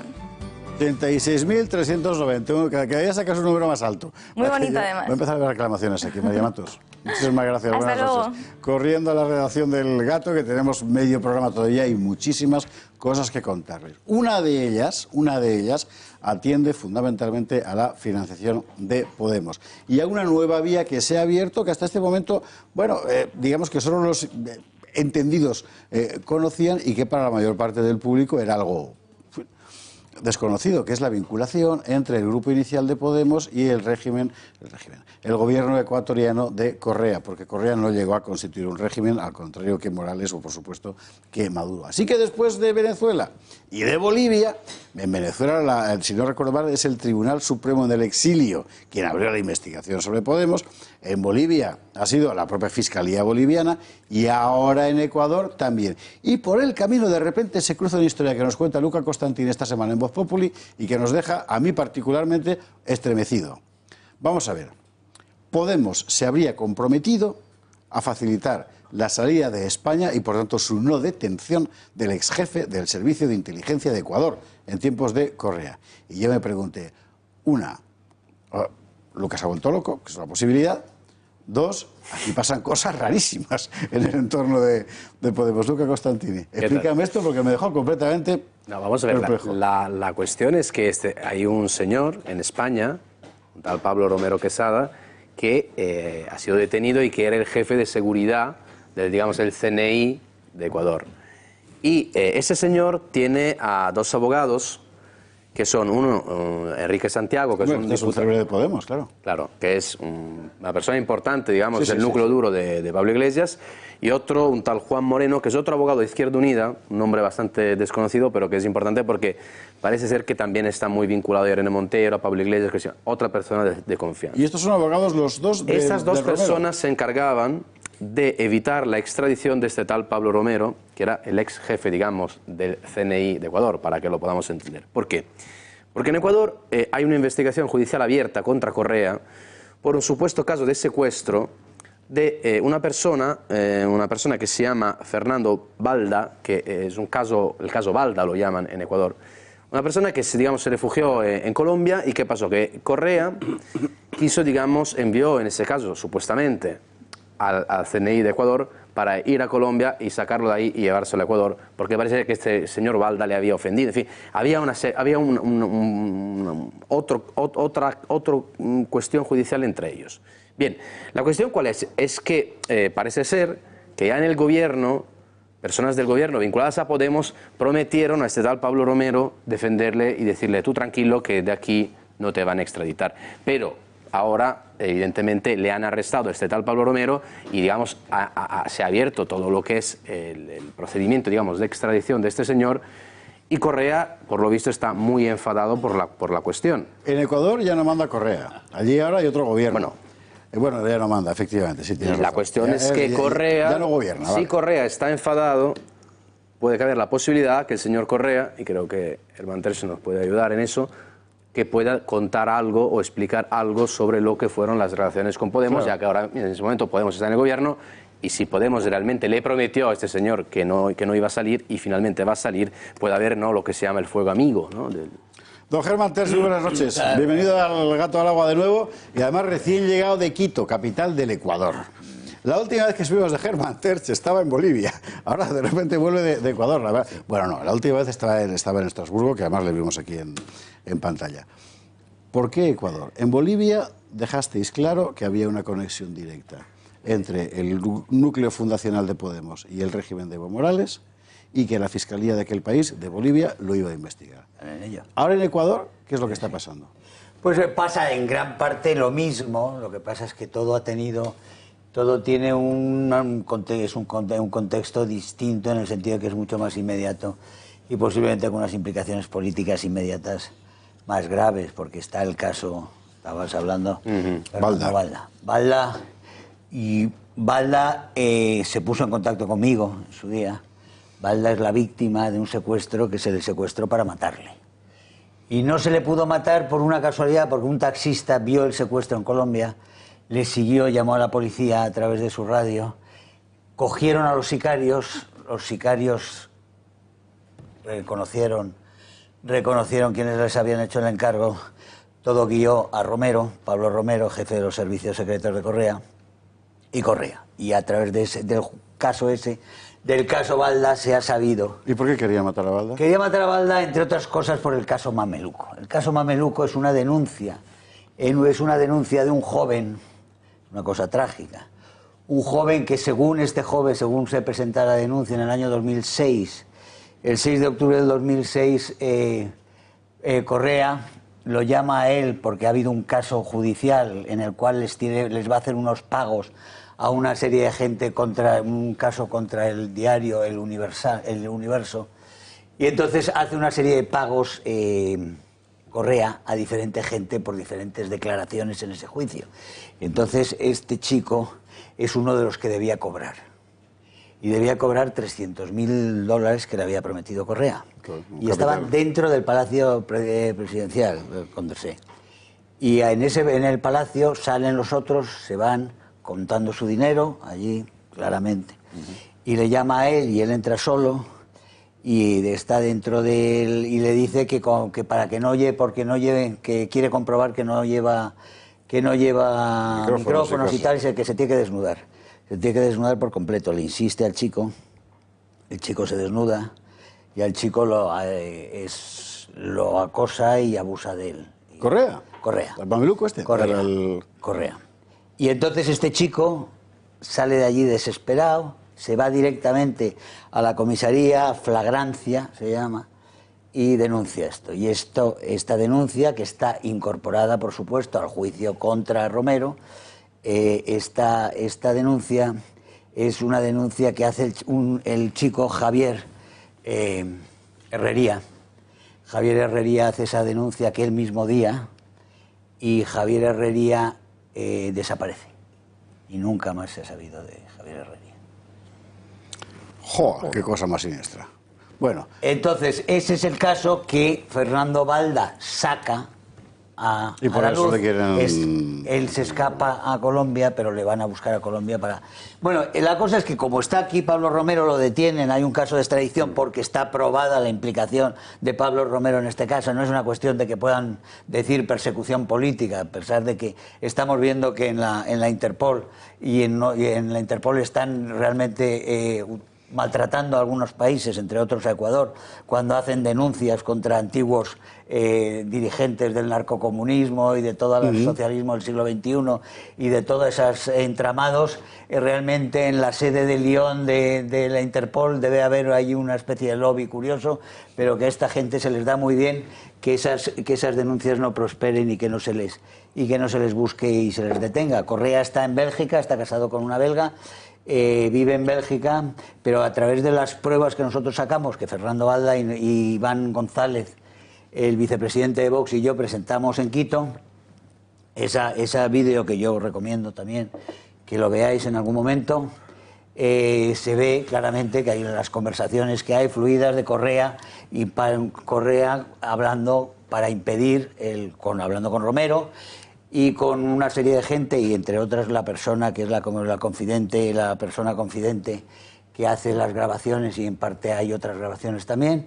Entonces estas grabaciones demuestran que Correa está implicado en impedir la extradición, en sabotear esa extradición, primero de una forma legal y después ya organizando la fuga. Con lo cual, después la fuga, perdóname que termino con esto, la fuga, claro, esta fuga se hubiera producido poco después de la célebre fuga del Pollo Carvajal. Exacto. El Hugo Carvajal, que por un caso de extradición muy similar, que tenía un papel de jefe de los servicios de información de Chávez y Maduro, y que era un notorio criminal, narcotraficante, muy conocido, con unas informaciones sobre todas las conexiones no solo de Podemos, sino también las del PDVSA, que podían llevar a Morodo, etcétera, etcétera. Ese señor estuvo detenido aquí en España, ese señor se le puso en libertad condicional cuando todo el mundo decía cómo Hugo Carvajal, con las conexiones que tiene, Carvajal no lo van a coger. Los americanos lo sabían, avisaron los americanos, insistieron con la extradición. La extradición de Carvajal se ha dado ahora cuando lleva 3 meses o 4 meses en paradero desconocido y ha desaparecido. Tenemos pues la conexión ya entre lo que publicaba Luca Costantini esta semana acerca del señor Romero el espía ecuatoriano, y por otra parte el mundo Correa y lo que vosotros habéis estado investigando. ¿Podemos exactamente dónde aparece y en condición de qué? Bueno, Podemos aquí aparece en las conversaciones porque Correa habla de Pablo Iglesias directamente y porque Podemos está con los abogados. ¿Qué dice de Pablo Iglesias, Correa? Pues hay unos pasajes, ahora textualmente no te lo puedo decir, pero vamos, que Pablo Iglesias está plenamente informado y que está dentro, quiero decir, está en el contexto de la operación de impedir la extradición.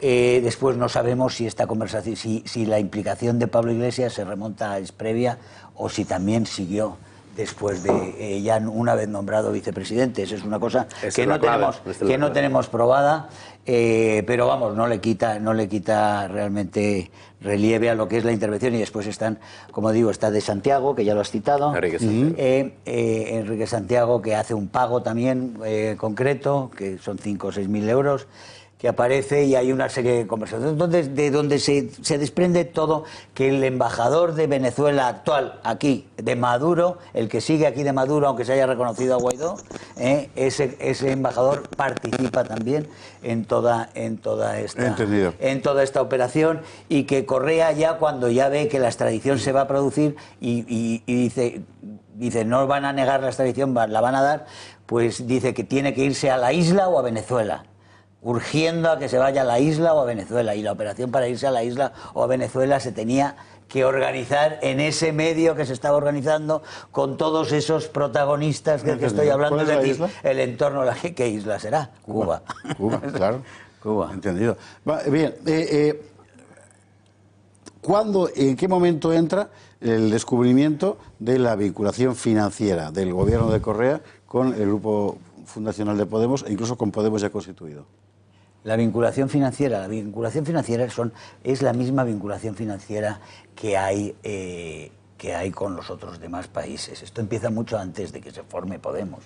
Es a través de las fundaciones, STEPS, y son una serie de vínculos académicos que se van oficializando y donde va entrando en la administración, van entrando todos estos comunistas académicos, entran en las diferentes administraciones de los diferentes países y que se buscan fórmulas en las cuales se hacen pagos. Entonces se hacen pagos por unas cosas, se hacen pagos por alguna cosa hecha, por clases, por conferencias, por cosas menos hechas, por cosas indemostrables, etcétera, etcétera. Es decir, hay diferentes cosas, pero está, por ejemplo, el programa Prometeo, que era de llevar científicos y de pagarles realmente dándoles unas condiciones realmente magníficas a estos con mucho dinero y con gastos pagados y con dietas muy altas a una serie de científicos, y de esos científicos pues realmente eso creo que iba a ser un monto de 250 millones,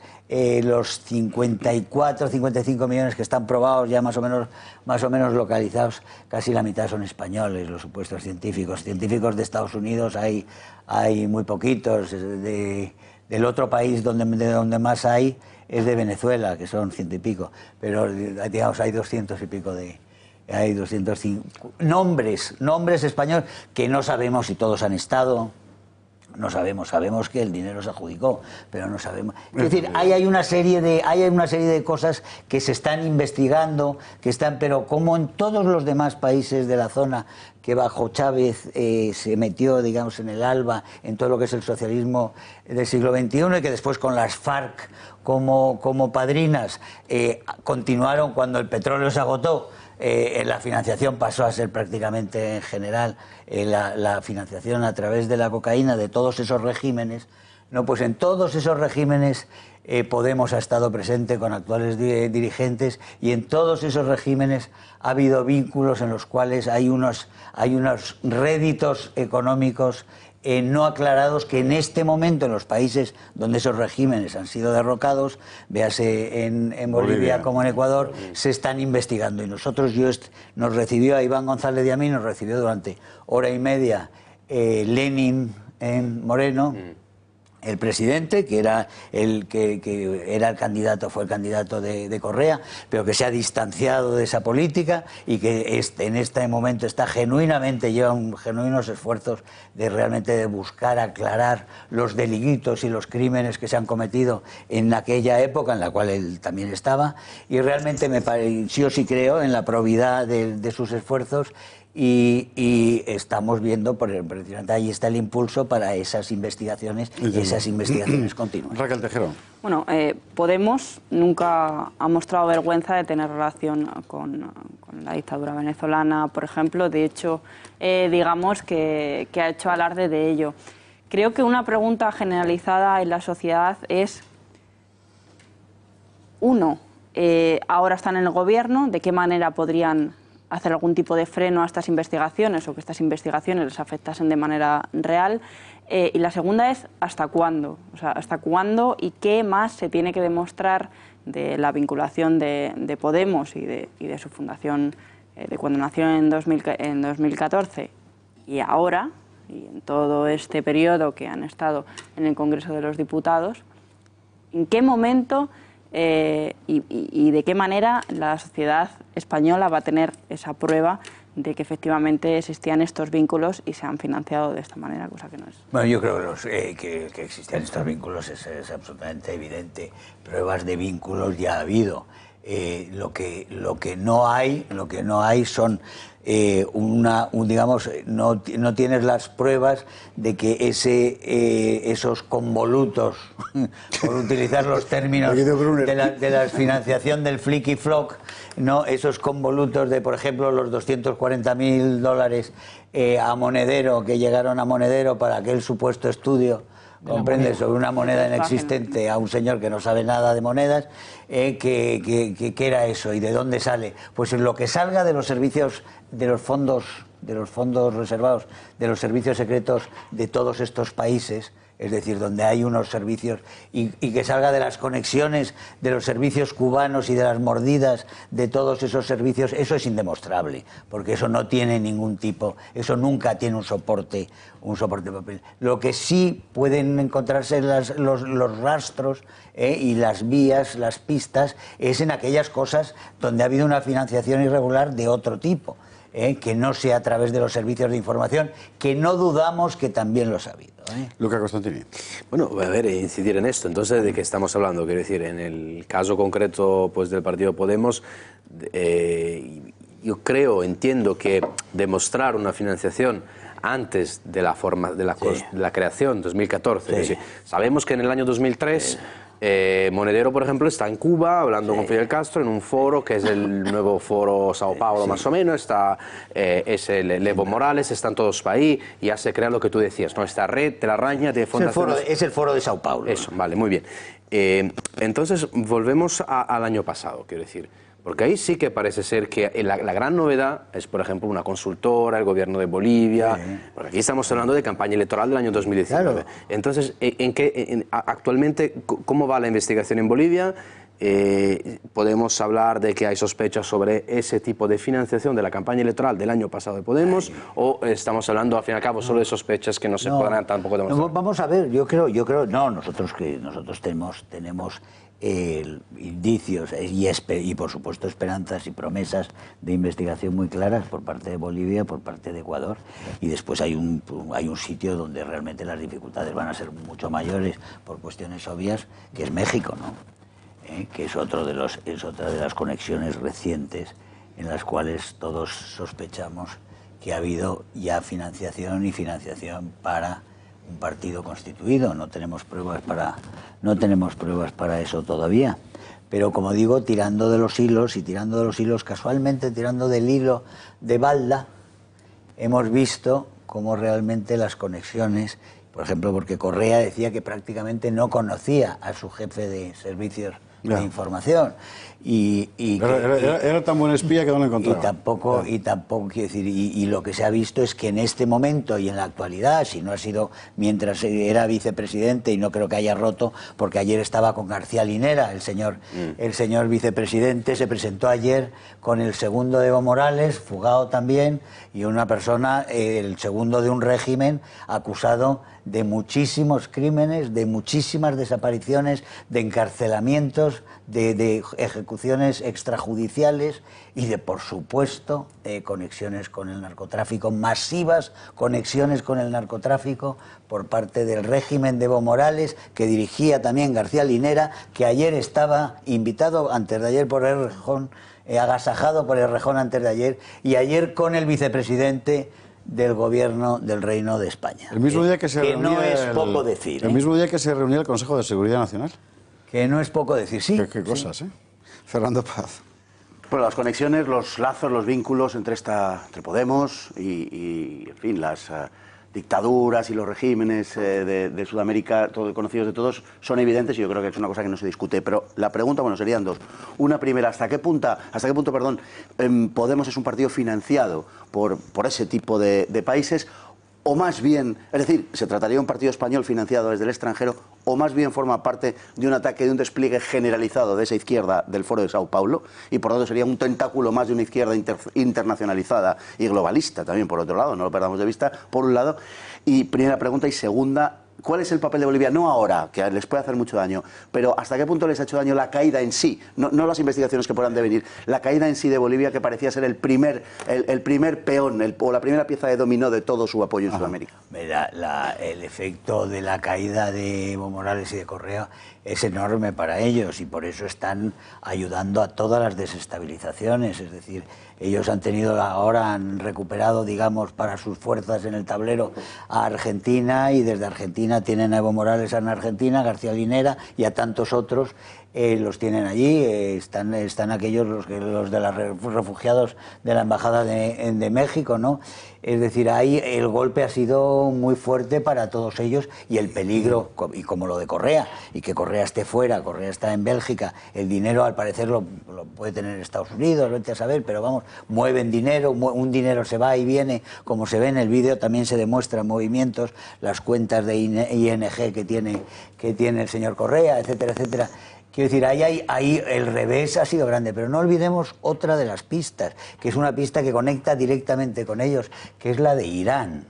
Irán juega un gran papel en la cuestión de Iberoamérica, en toda la presencia en Venezuela, lo que está pasando ahora con el oro del arco minero, allí está Hezbollah también, está con el ELN, con las FARC y con todas aquellas bandas, más mercenarios rusos, más todo, ahí hay de todo, explotando el oro, sacando el oro, destruyendo el Amazonas, el Orinoco, la zona del Orinoco, con unos ácidos y con unos vertidos, con una forma de minería de esas bestiales, de lo cual los ecologistas, por supuesto, no hablan nada. Ellos hablan de Bolsonaro, pero no hablan de donde se está destruyendo en serio y de verdad, que es ahí arriba en el arco minero. Es decir, todo esto ha tenido un efecto enorme.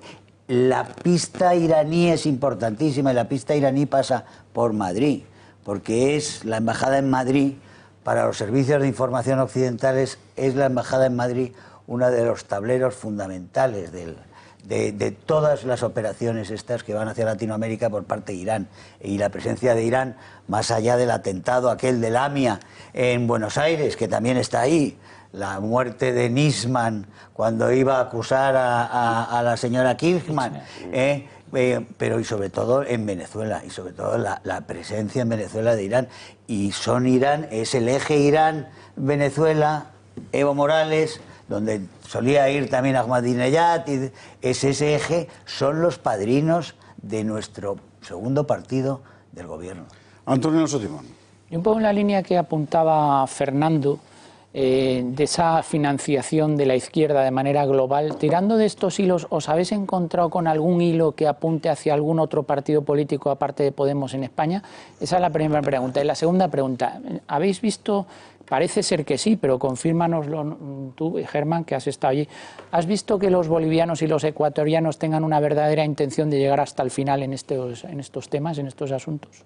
Yo creo que hay gente que sí, gente que no. Está aquello, pues también hay gente. El señor Lenín Moreno es un presidente que surge dentro de las fuerzas, es un correísta que se cambia, pero él sabe que está rodeado de correístas. Cuando descubrieron ahora descubrieron unas cámaras dentro de su despacho, pues claro, descubrieron las cámaras y pues ¿quién las descubrió? Pues dice, pues probablemente las descubriera alguien de los que las montaron, ¿no? Porque en realidad, claro, sí, la gente, es decir, el aparato del Estado sigue en gran parte, seguirá siendo y no es leal a la transformación, y por eso son gobiernos en transición, precarios que tienen miedo, la gente que se echa para adelante es heroica. Fernando Balda es un héroe, porque Fernando Balda sabe que si gana unas elecciones el partido correísta, pues es hombre muerto, igual que el ministro del Interior actual, Arturo Murillo, en Bolivia, es hombre muerto. En cuanto si volviera García Linera, el amigo de Pablo Iglesias, o volviera Evo Morales. Es decir, que son regímenes todavía muy, muy inestables y a los cuales hay que ayudar. Y sin embargo, yo tengo la impresión de que el gobierno español les está poniendo una zancadilla tras otra, ¿no? Hablando del gobierno español, ¿qué es eso que llevas en la solapa? Pues llevo una bandera de España con el escudo constitucional y una mención al artículo 8. ¿El artículo 8? Ese es el artículo que está prohibido recordar que está en la Constitución. Es que a mí me ha puesto Izquierda Unida y Podemos, me han puesto una querella ante el Tribunal Supremo por recordar que existe el artículo 8. Y entonces ha habido una serie de amigos y admiradores, o como quieran llamarse, o seguidores, que han hecho una serie de pines, de solapas, recordando que existe el artículo 8 de la Constitución española. Recuérdalo. Que dice que es la que habla del papel de las Fuerzas Armadas como garantes de la integridad territorial. Que España es una, indivisible, y tiene una soberanía indivisible y unas fronteras intocables. Eso. Y esto es un pin tan simple como esto, pero que lo han hecho pues para apoyarme en esa querella fantasmal que me han puesto, que yo supongo, espero que no acepten, pero en este país ya nunca se sabe lo que puede pasar. ¿Cuándo vuelves al Parlamento Europeo? No, voy a Bruselas, no, se ha suspendido Estrasburgo por el coronavirus. Estrasburgo, y me voy a Bruselas el lunes, sí. Mira qué bien. Sí. Germán Terç, muchísimas gracias por estar aquí. Entre un aeropuerto y otro, tenía que haber ido con mascarilla, porque con el coronavirus estamos... Nos han dicho que no es recomendable. Hombre, lo que no puede ser es el abuso ese de Macron, que realmente es Napoleoncito, que quiere requisarles, quiere quitarles el derecho a tener mascarilla a los franceses. Fíjate lo que son los liberalios. Los liberalios. Germán Terç, muchísimas gracias. Nosotros vamos a hablar del conflicto en el gobierno, precisamente a cuenta del coronavirus, pero donde en realidad el coronavirus es lo que menos ha importado. Lo que más ha sido la disparidad de criterios, por ser suave, entre el Ministerio de Trabajo y el resto, que a lo mejor no está en el resto. Vamos a ver lo que ha pasado. Era la medida estrella de Yolanda Díaz. Una guía que debe de dar absoluta tranquilidad a todos los trabajadores y las trabajadoras de nuestro país. Que ha acabado chocando con el Ministerio de Sanidad y con los intermediarios sociales. Una guía que recoge la paralización de la actividad por decisión y criterio de los propios trabajadores ante un riesgo grave e inminente de contagio por coronavirus, algo que desde la COE ven con confusión. Pone en alerta y genera confusión en un tema cuando, por otro lado, Sanidad nos está diciendo que estemos tranquilos. E incluso con riesgo de poner patas arriba lo que es el sistema productivo español o la economía. Insisto, y además lo que es increíble es que no se nos haya consultado. Y esa sensación de abandono no es única. Lo ideal es que haya un diálogo y un trabajo conjunto. Dicen que invade competencias. Nos ha sorprendido que hay algún ámbito que no son ámbitos competenciales del Ministerio, que son ámbitos competenciales de la Generalitat. Y aunque le piden consenso, creemos que este documento podría estar más consensuado con los agentes sociales y económicos. La de Trabajo defiende su texto. Lo único que estamos haciendo es lanzar una guía preventiva. Pero el gobierno vuelve a matizar. Las indicaciones sobre la evolución del coronavirus las está ofreciendo el Ministerio de Sanidad. Todo el gobierno sigue las indicaciones concretas de ese ministerio. Pero Díaz insiste en que no son medidas excepcionales y que ya estaban recogidas en la legislación. Que estas normas ya estaban incorporadas en nuestra legislación y que incluso hay tipos penales que abordan estas situaciones en caso de incumplimientos. Y si algo cambia, entonces planteará el consenso. Conocen bien los interlocutores sociales que obviamente serán negociados con ellos y con ellas.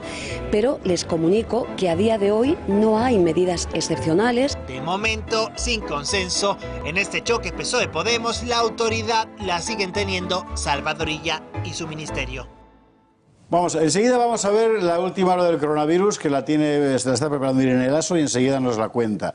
Tenemos además a Alberto Soto en el Hospital de Madrid, donde hoy han habido 11 casos, en la residencia de ancianos, es decir, que estamos encima del asunto. Pero antes, sobre la cuestión política, los que estéis más vinculados al mentidero de la Corte, quiero decir, de la Corte de la Moncloa, que sois Luca y Raquel,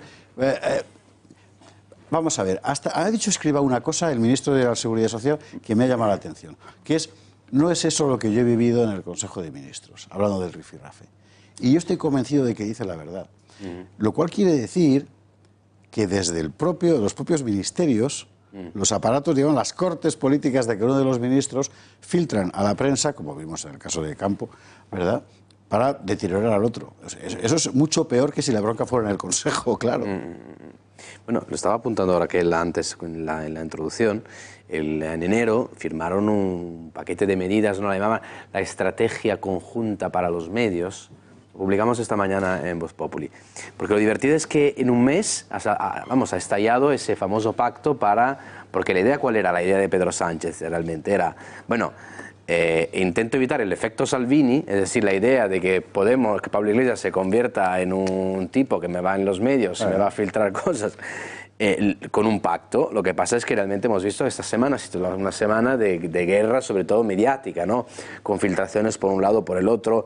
Entonces, ahora con el tema del día, ¿no?, sobre la ministra de Trabajo, la guía con el tema del coronavirus, la rectificación o bueno, el comunicado de la Moncloa, yo tengo la sensación que esta vez sí que ha sido un error, de alguna manera, Y la sensación que me da, yo creo que, bueno, quizá lo hablamos más adelante bien sobre el tema del coronavirus, me da la sensación que se está actuando de una manera con mucha cautela, bien la cautela, pero como el 8 de marzo es un día importante, tiene que haber una manifestación, se tiene que ver que todo el gobierno está junto. Quiero decir, si tú ves lo que está pasando en Francia, de Italia ni hablar, como comentaba antes Herman, la semana que viene se va a suspender la sesión del Parlamento Europeo en Estrasburgo.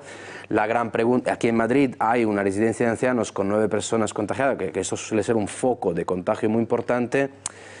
Tal vez la ministra de Trabajo haya adelantado algo que no tenía que adelantar, es decir, ojo porque se puede liar, ojo porque la situación puede ser bastante peligrosa. Y que entonces desde la Moncloa le dijeron, no, pero a ver, vamos a ver, no vamos a crear alarma porque tenemos una manifestación, o sobre todo vamos a intentar frenar el pánico o digamos, repito, no tengo información sobre esto, es simplemente una opinión mía. Sí, claro. ¿Tú cómo lo ves, Raquel? Justo en esa misma línea en la que yo me quería expresar. Lo primero que quiero decir es que la ministra de Trabajo, a pesar de no coincidir con ella en el 99% de sus planteamientos, es una persona muy inteligente. No es para nada de lo peor que está ahora mismo en el Consejo de Ministros, y no es una persona que actúe sin pensar lo que hace. Coincido con que esto ha sido una equivocación, pero esto lo que muestra es una completa descoordinación entre los miembros del gobierno en un momento en el que, oye, está muriendo gente. Tenemos ese foco de personas mayores donde inevitablemente hay más posibilidades de que haya fallecidos. Y si el gobierno no sabe manejar bien la situación, yo no quiero crear alarmismo y, como dije la semana pasada, soy de las personas que creo que esto lo vamos a sobrellevar, por desgracia, con bastantes muertes, pero lo vamos a sobrellevar y vamos a poder salir de esto sin que entremos, espero, en una crisis financiera provocada por una alarma. Pero es que, efectivamente, el domingo hay una manifestación multitudinaria que es una manifestación partidista a favor del gobierno. El gobierno no está interesado para nada en crear la alarma, por lo menos hasta la semana que viene. La semana que viene ya veremos, pero si al final se demuestra que, pongamos que el martes que viene el gobierno empieza a tomar unas medidas más fuertes para evitar que se contagie el coronavirus, estaremos ante quizá el mayor caso de irresponsabilidad que ha tenido Sánchez hasta ahora. Seguramente, y mira sí, que ha tenido varios.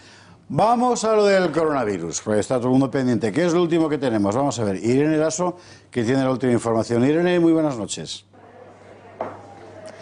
Buenas noches, pues continuamos con la crónica de estos días. El coronavirus continúa siendo noticia y además tenemos novedades. Primera víctima mortal en Madrid, una mujer de 99 años que falleció este martes en el Hospital Gregorio Marañón. Era una mujer que ya tenía enfermedades crónicas previas. La autopsia reveló que se trataba de coronavirus, al igual que ocurrió con los otros dos muertos, esta ya sería la tercera que comentábamos esta semana. Recordamos el primero de ellos en Valencia y el segundo que conocíamos ayer en País Vasco. Y atención a esta otra noticia, porque hoy en Madrid, en la Torre Picasso, varias empresas han desalojado a sus trabajadores. Los han enviado a casa. Es una medida para evitar posibles contagios. Ahora nos vamos a China. Allí ha muerto un hombre de 36 años, pero lo llamativo no es la edad de ese hombre, sino que falleció una vez que se le había dado de alta. Están aumentando este tipo de casos en el país y por ello lo que están haciendo es aumentar ese periodo de cuarentena.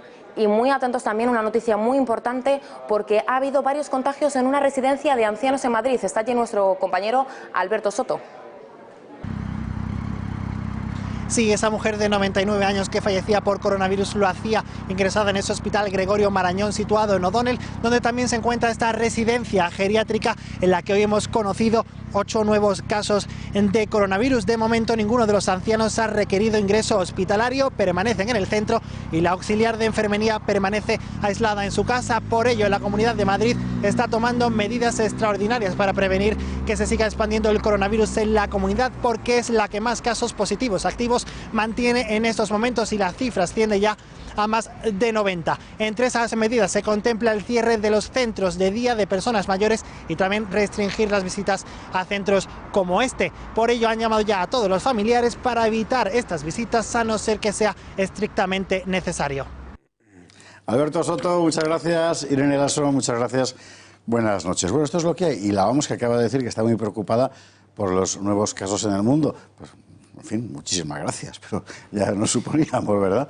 Vamos a ver. A mí la impresión que me da, vosotros habéis hablado de los elementos políticos que pueden influir, Luca, Raquel, en esta impresión de caos. Fernando Paz, Antonio Alonso Timón, os pregunto a vosotros dos.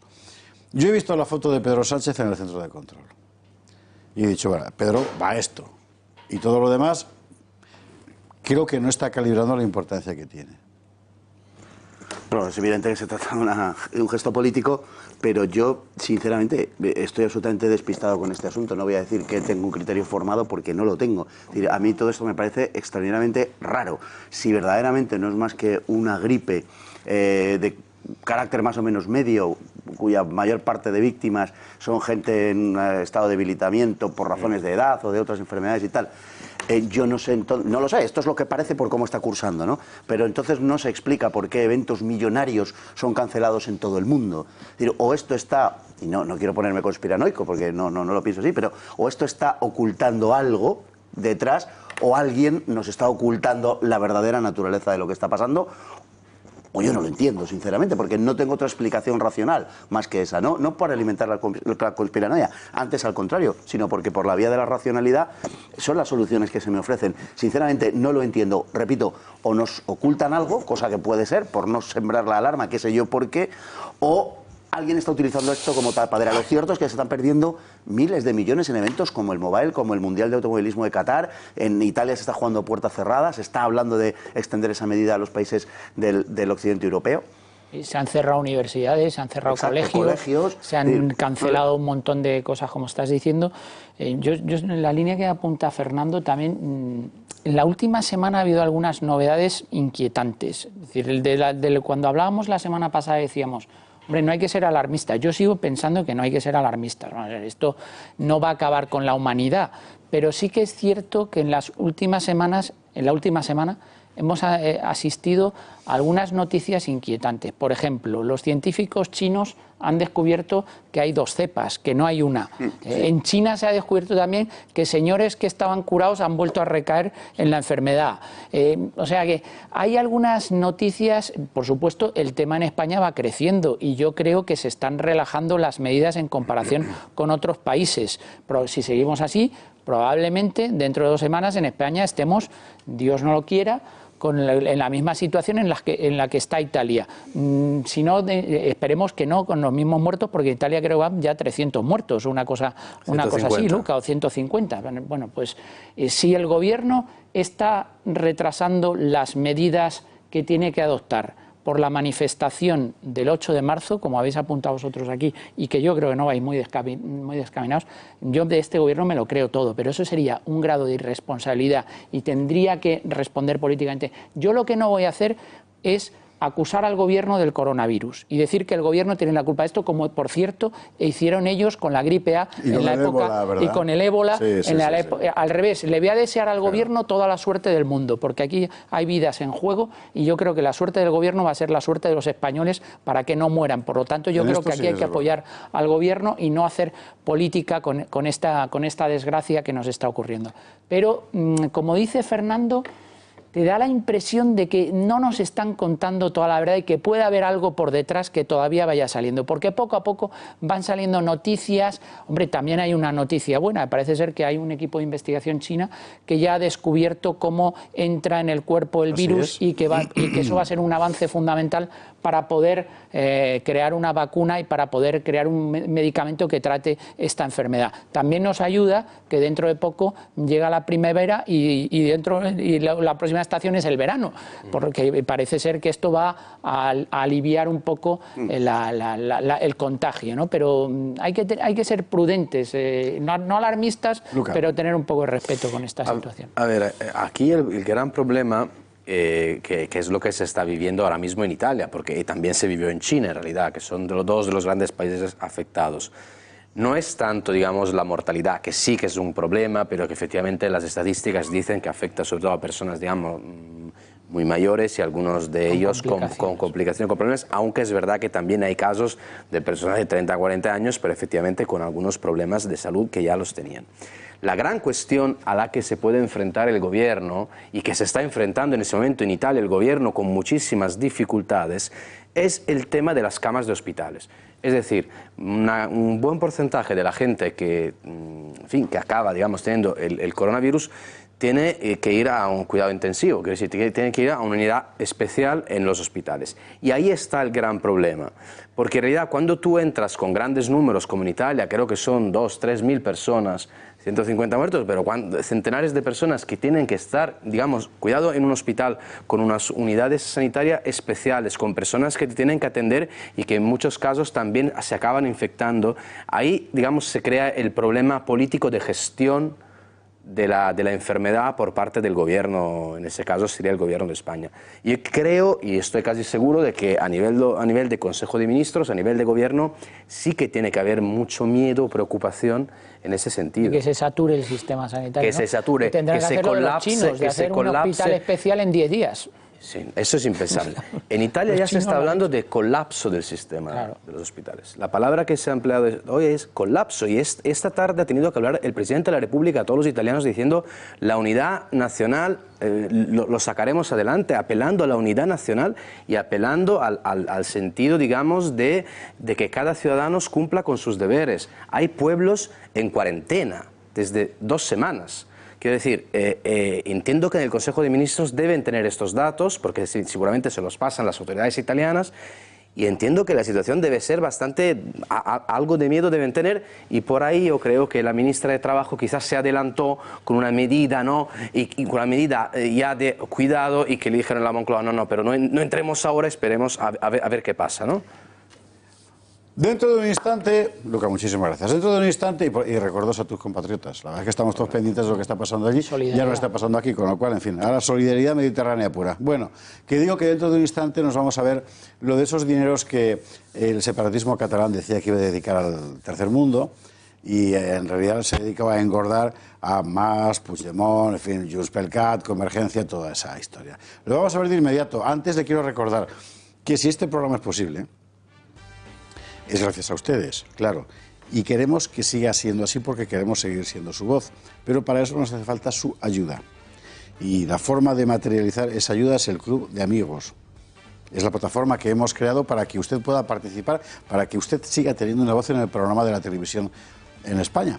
916162464. Llame en cualquier momento, sin ir de la oficina, le devuelven la llamada y le explicarán cómo funciona. Y además de formar parte de este proyecto, usted también podrá acudir a los actos a los que organiza el Club de Amigos. Por ejemplo, la visita a uno de los museos menos conocidos de España, el Museo de la Guardia Real, que está en El Pardo.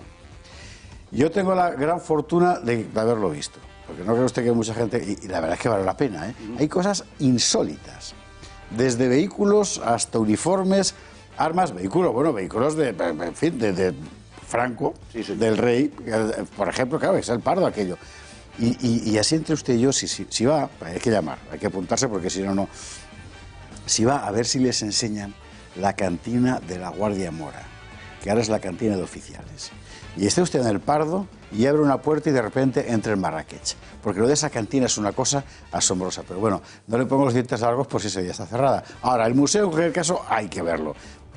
Esto es el miércoles 18 de marzo, a las 10:15 de la mañana. Llame ya, hay tiempo, pero llame ya para reservar plaza. Mínima pausa para la publi. A la vuelta, el último timo catalán. En fin.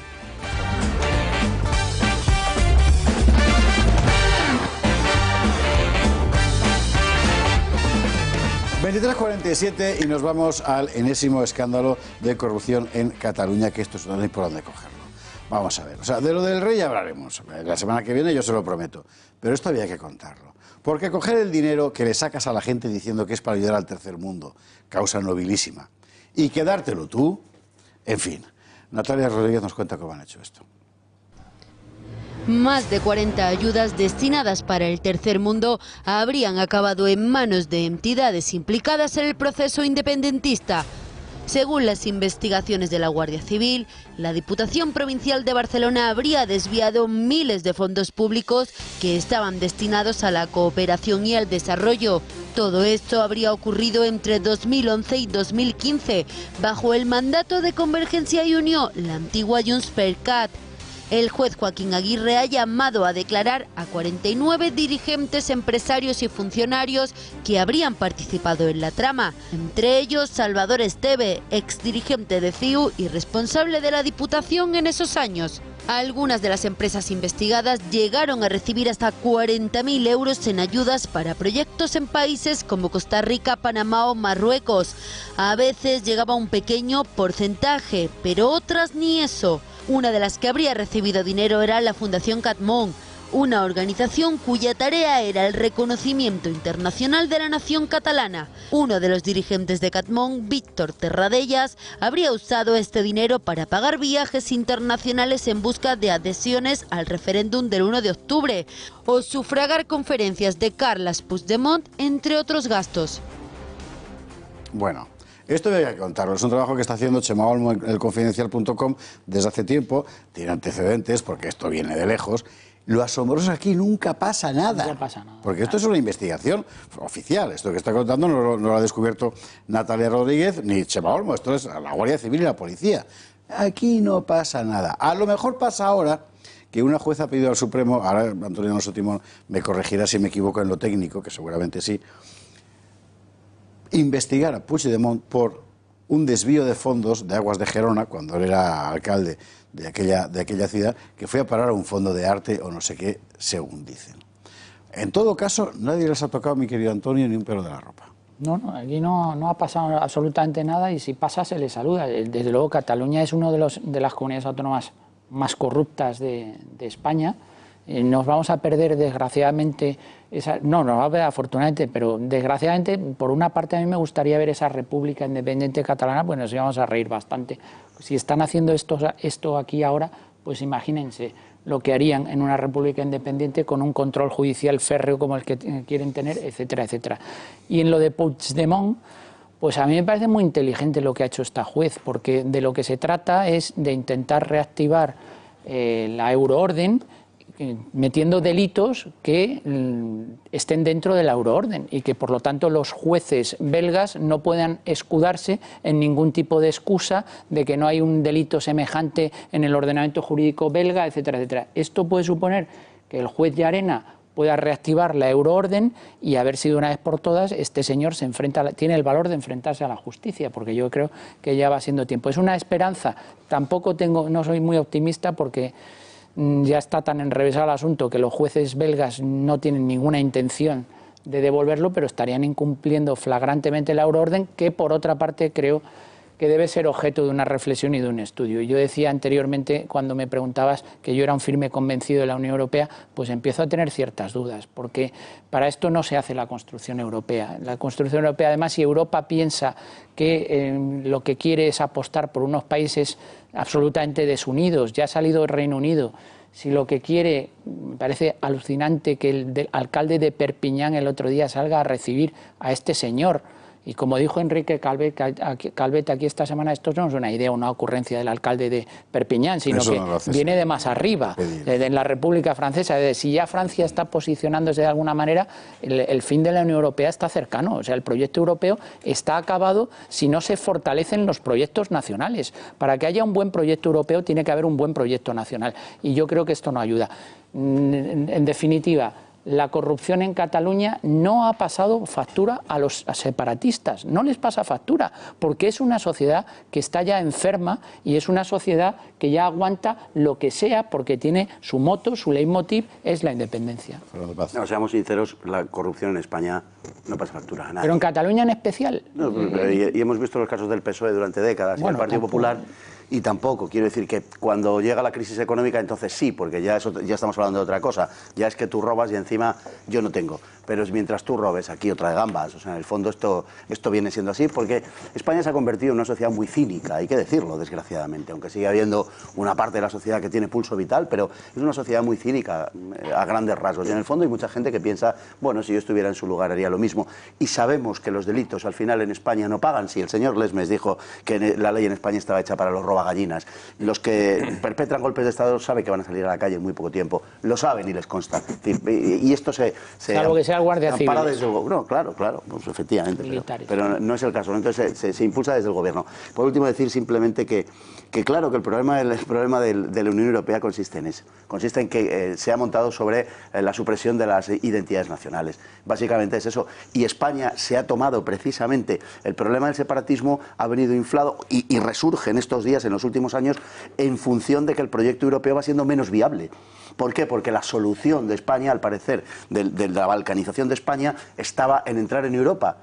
En que España se disolviera en una entidad mayor en Europa y por tanto ya no tendría sentido la ruptura territorial de España. En la medida en la que ese proyecto europeo está fracasando a ojos vistas de una manera muy evidente y muy palpable, ha resurgido el nacionalismo, claro.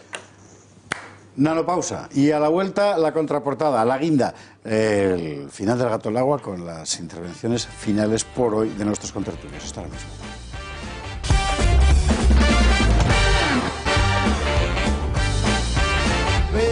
23:57, la contraportada del Gato al Agua, la última palabra por hoy de nuestros contertulios. Don Fernando Paz. Fernando. Bueno, empecé hablando de las idioteces del gobierno gnóstico, del gobierno neoplatónico que tenemos, del que disfrutamos, y conforme al lema que ha puesto el Ministerio en circulación de que querer llegar a casa borracha y sola, me temo que el día que Irene Montero bebe no es solamente el 8 de marzo, por bebe otros días. Digo, por apuntar algo. Pero sola no va nunca. Ya sola no, porque hasta Galapagar se perdería. Fernando Paz, buenas noches, muchísimas gracias. Don Antonio Alonso Timón. Oye, yo en la contraportada no podía faltar mi referencia a Ábalos. Ábalos, año 41. O sea, lleva 40 años en política y dice que no se va, que él no se va ni le echa a nadie.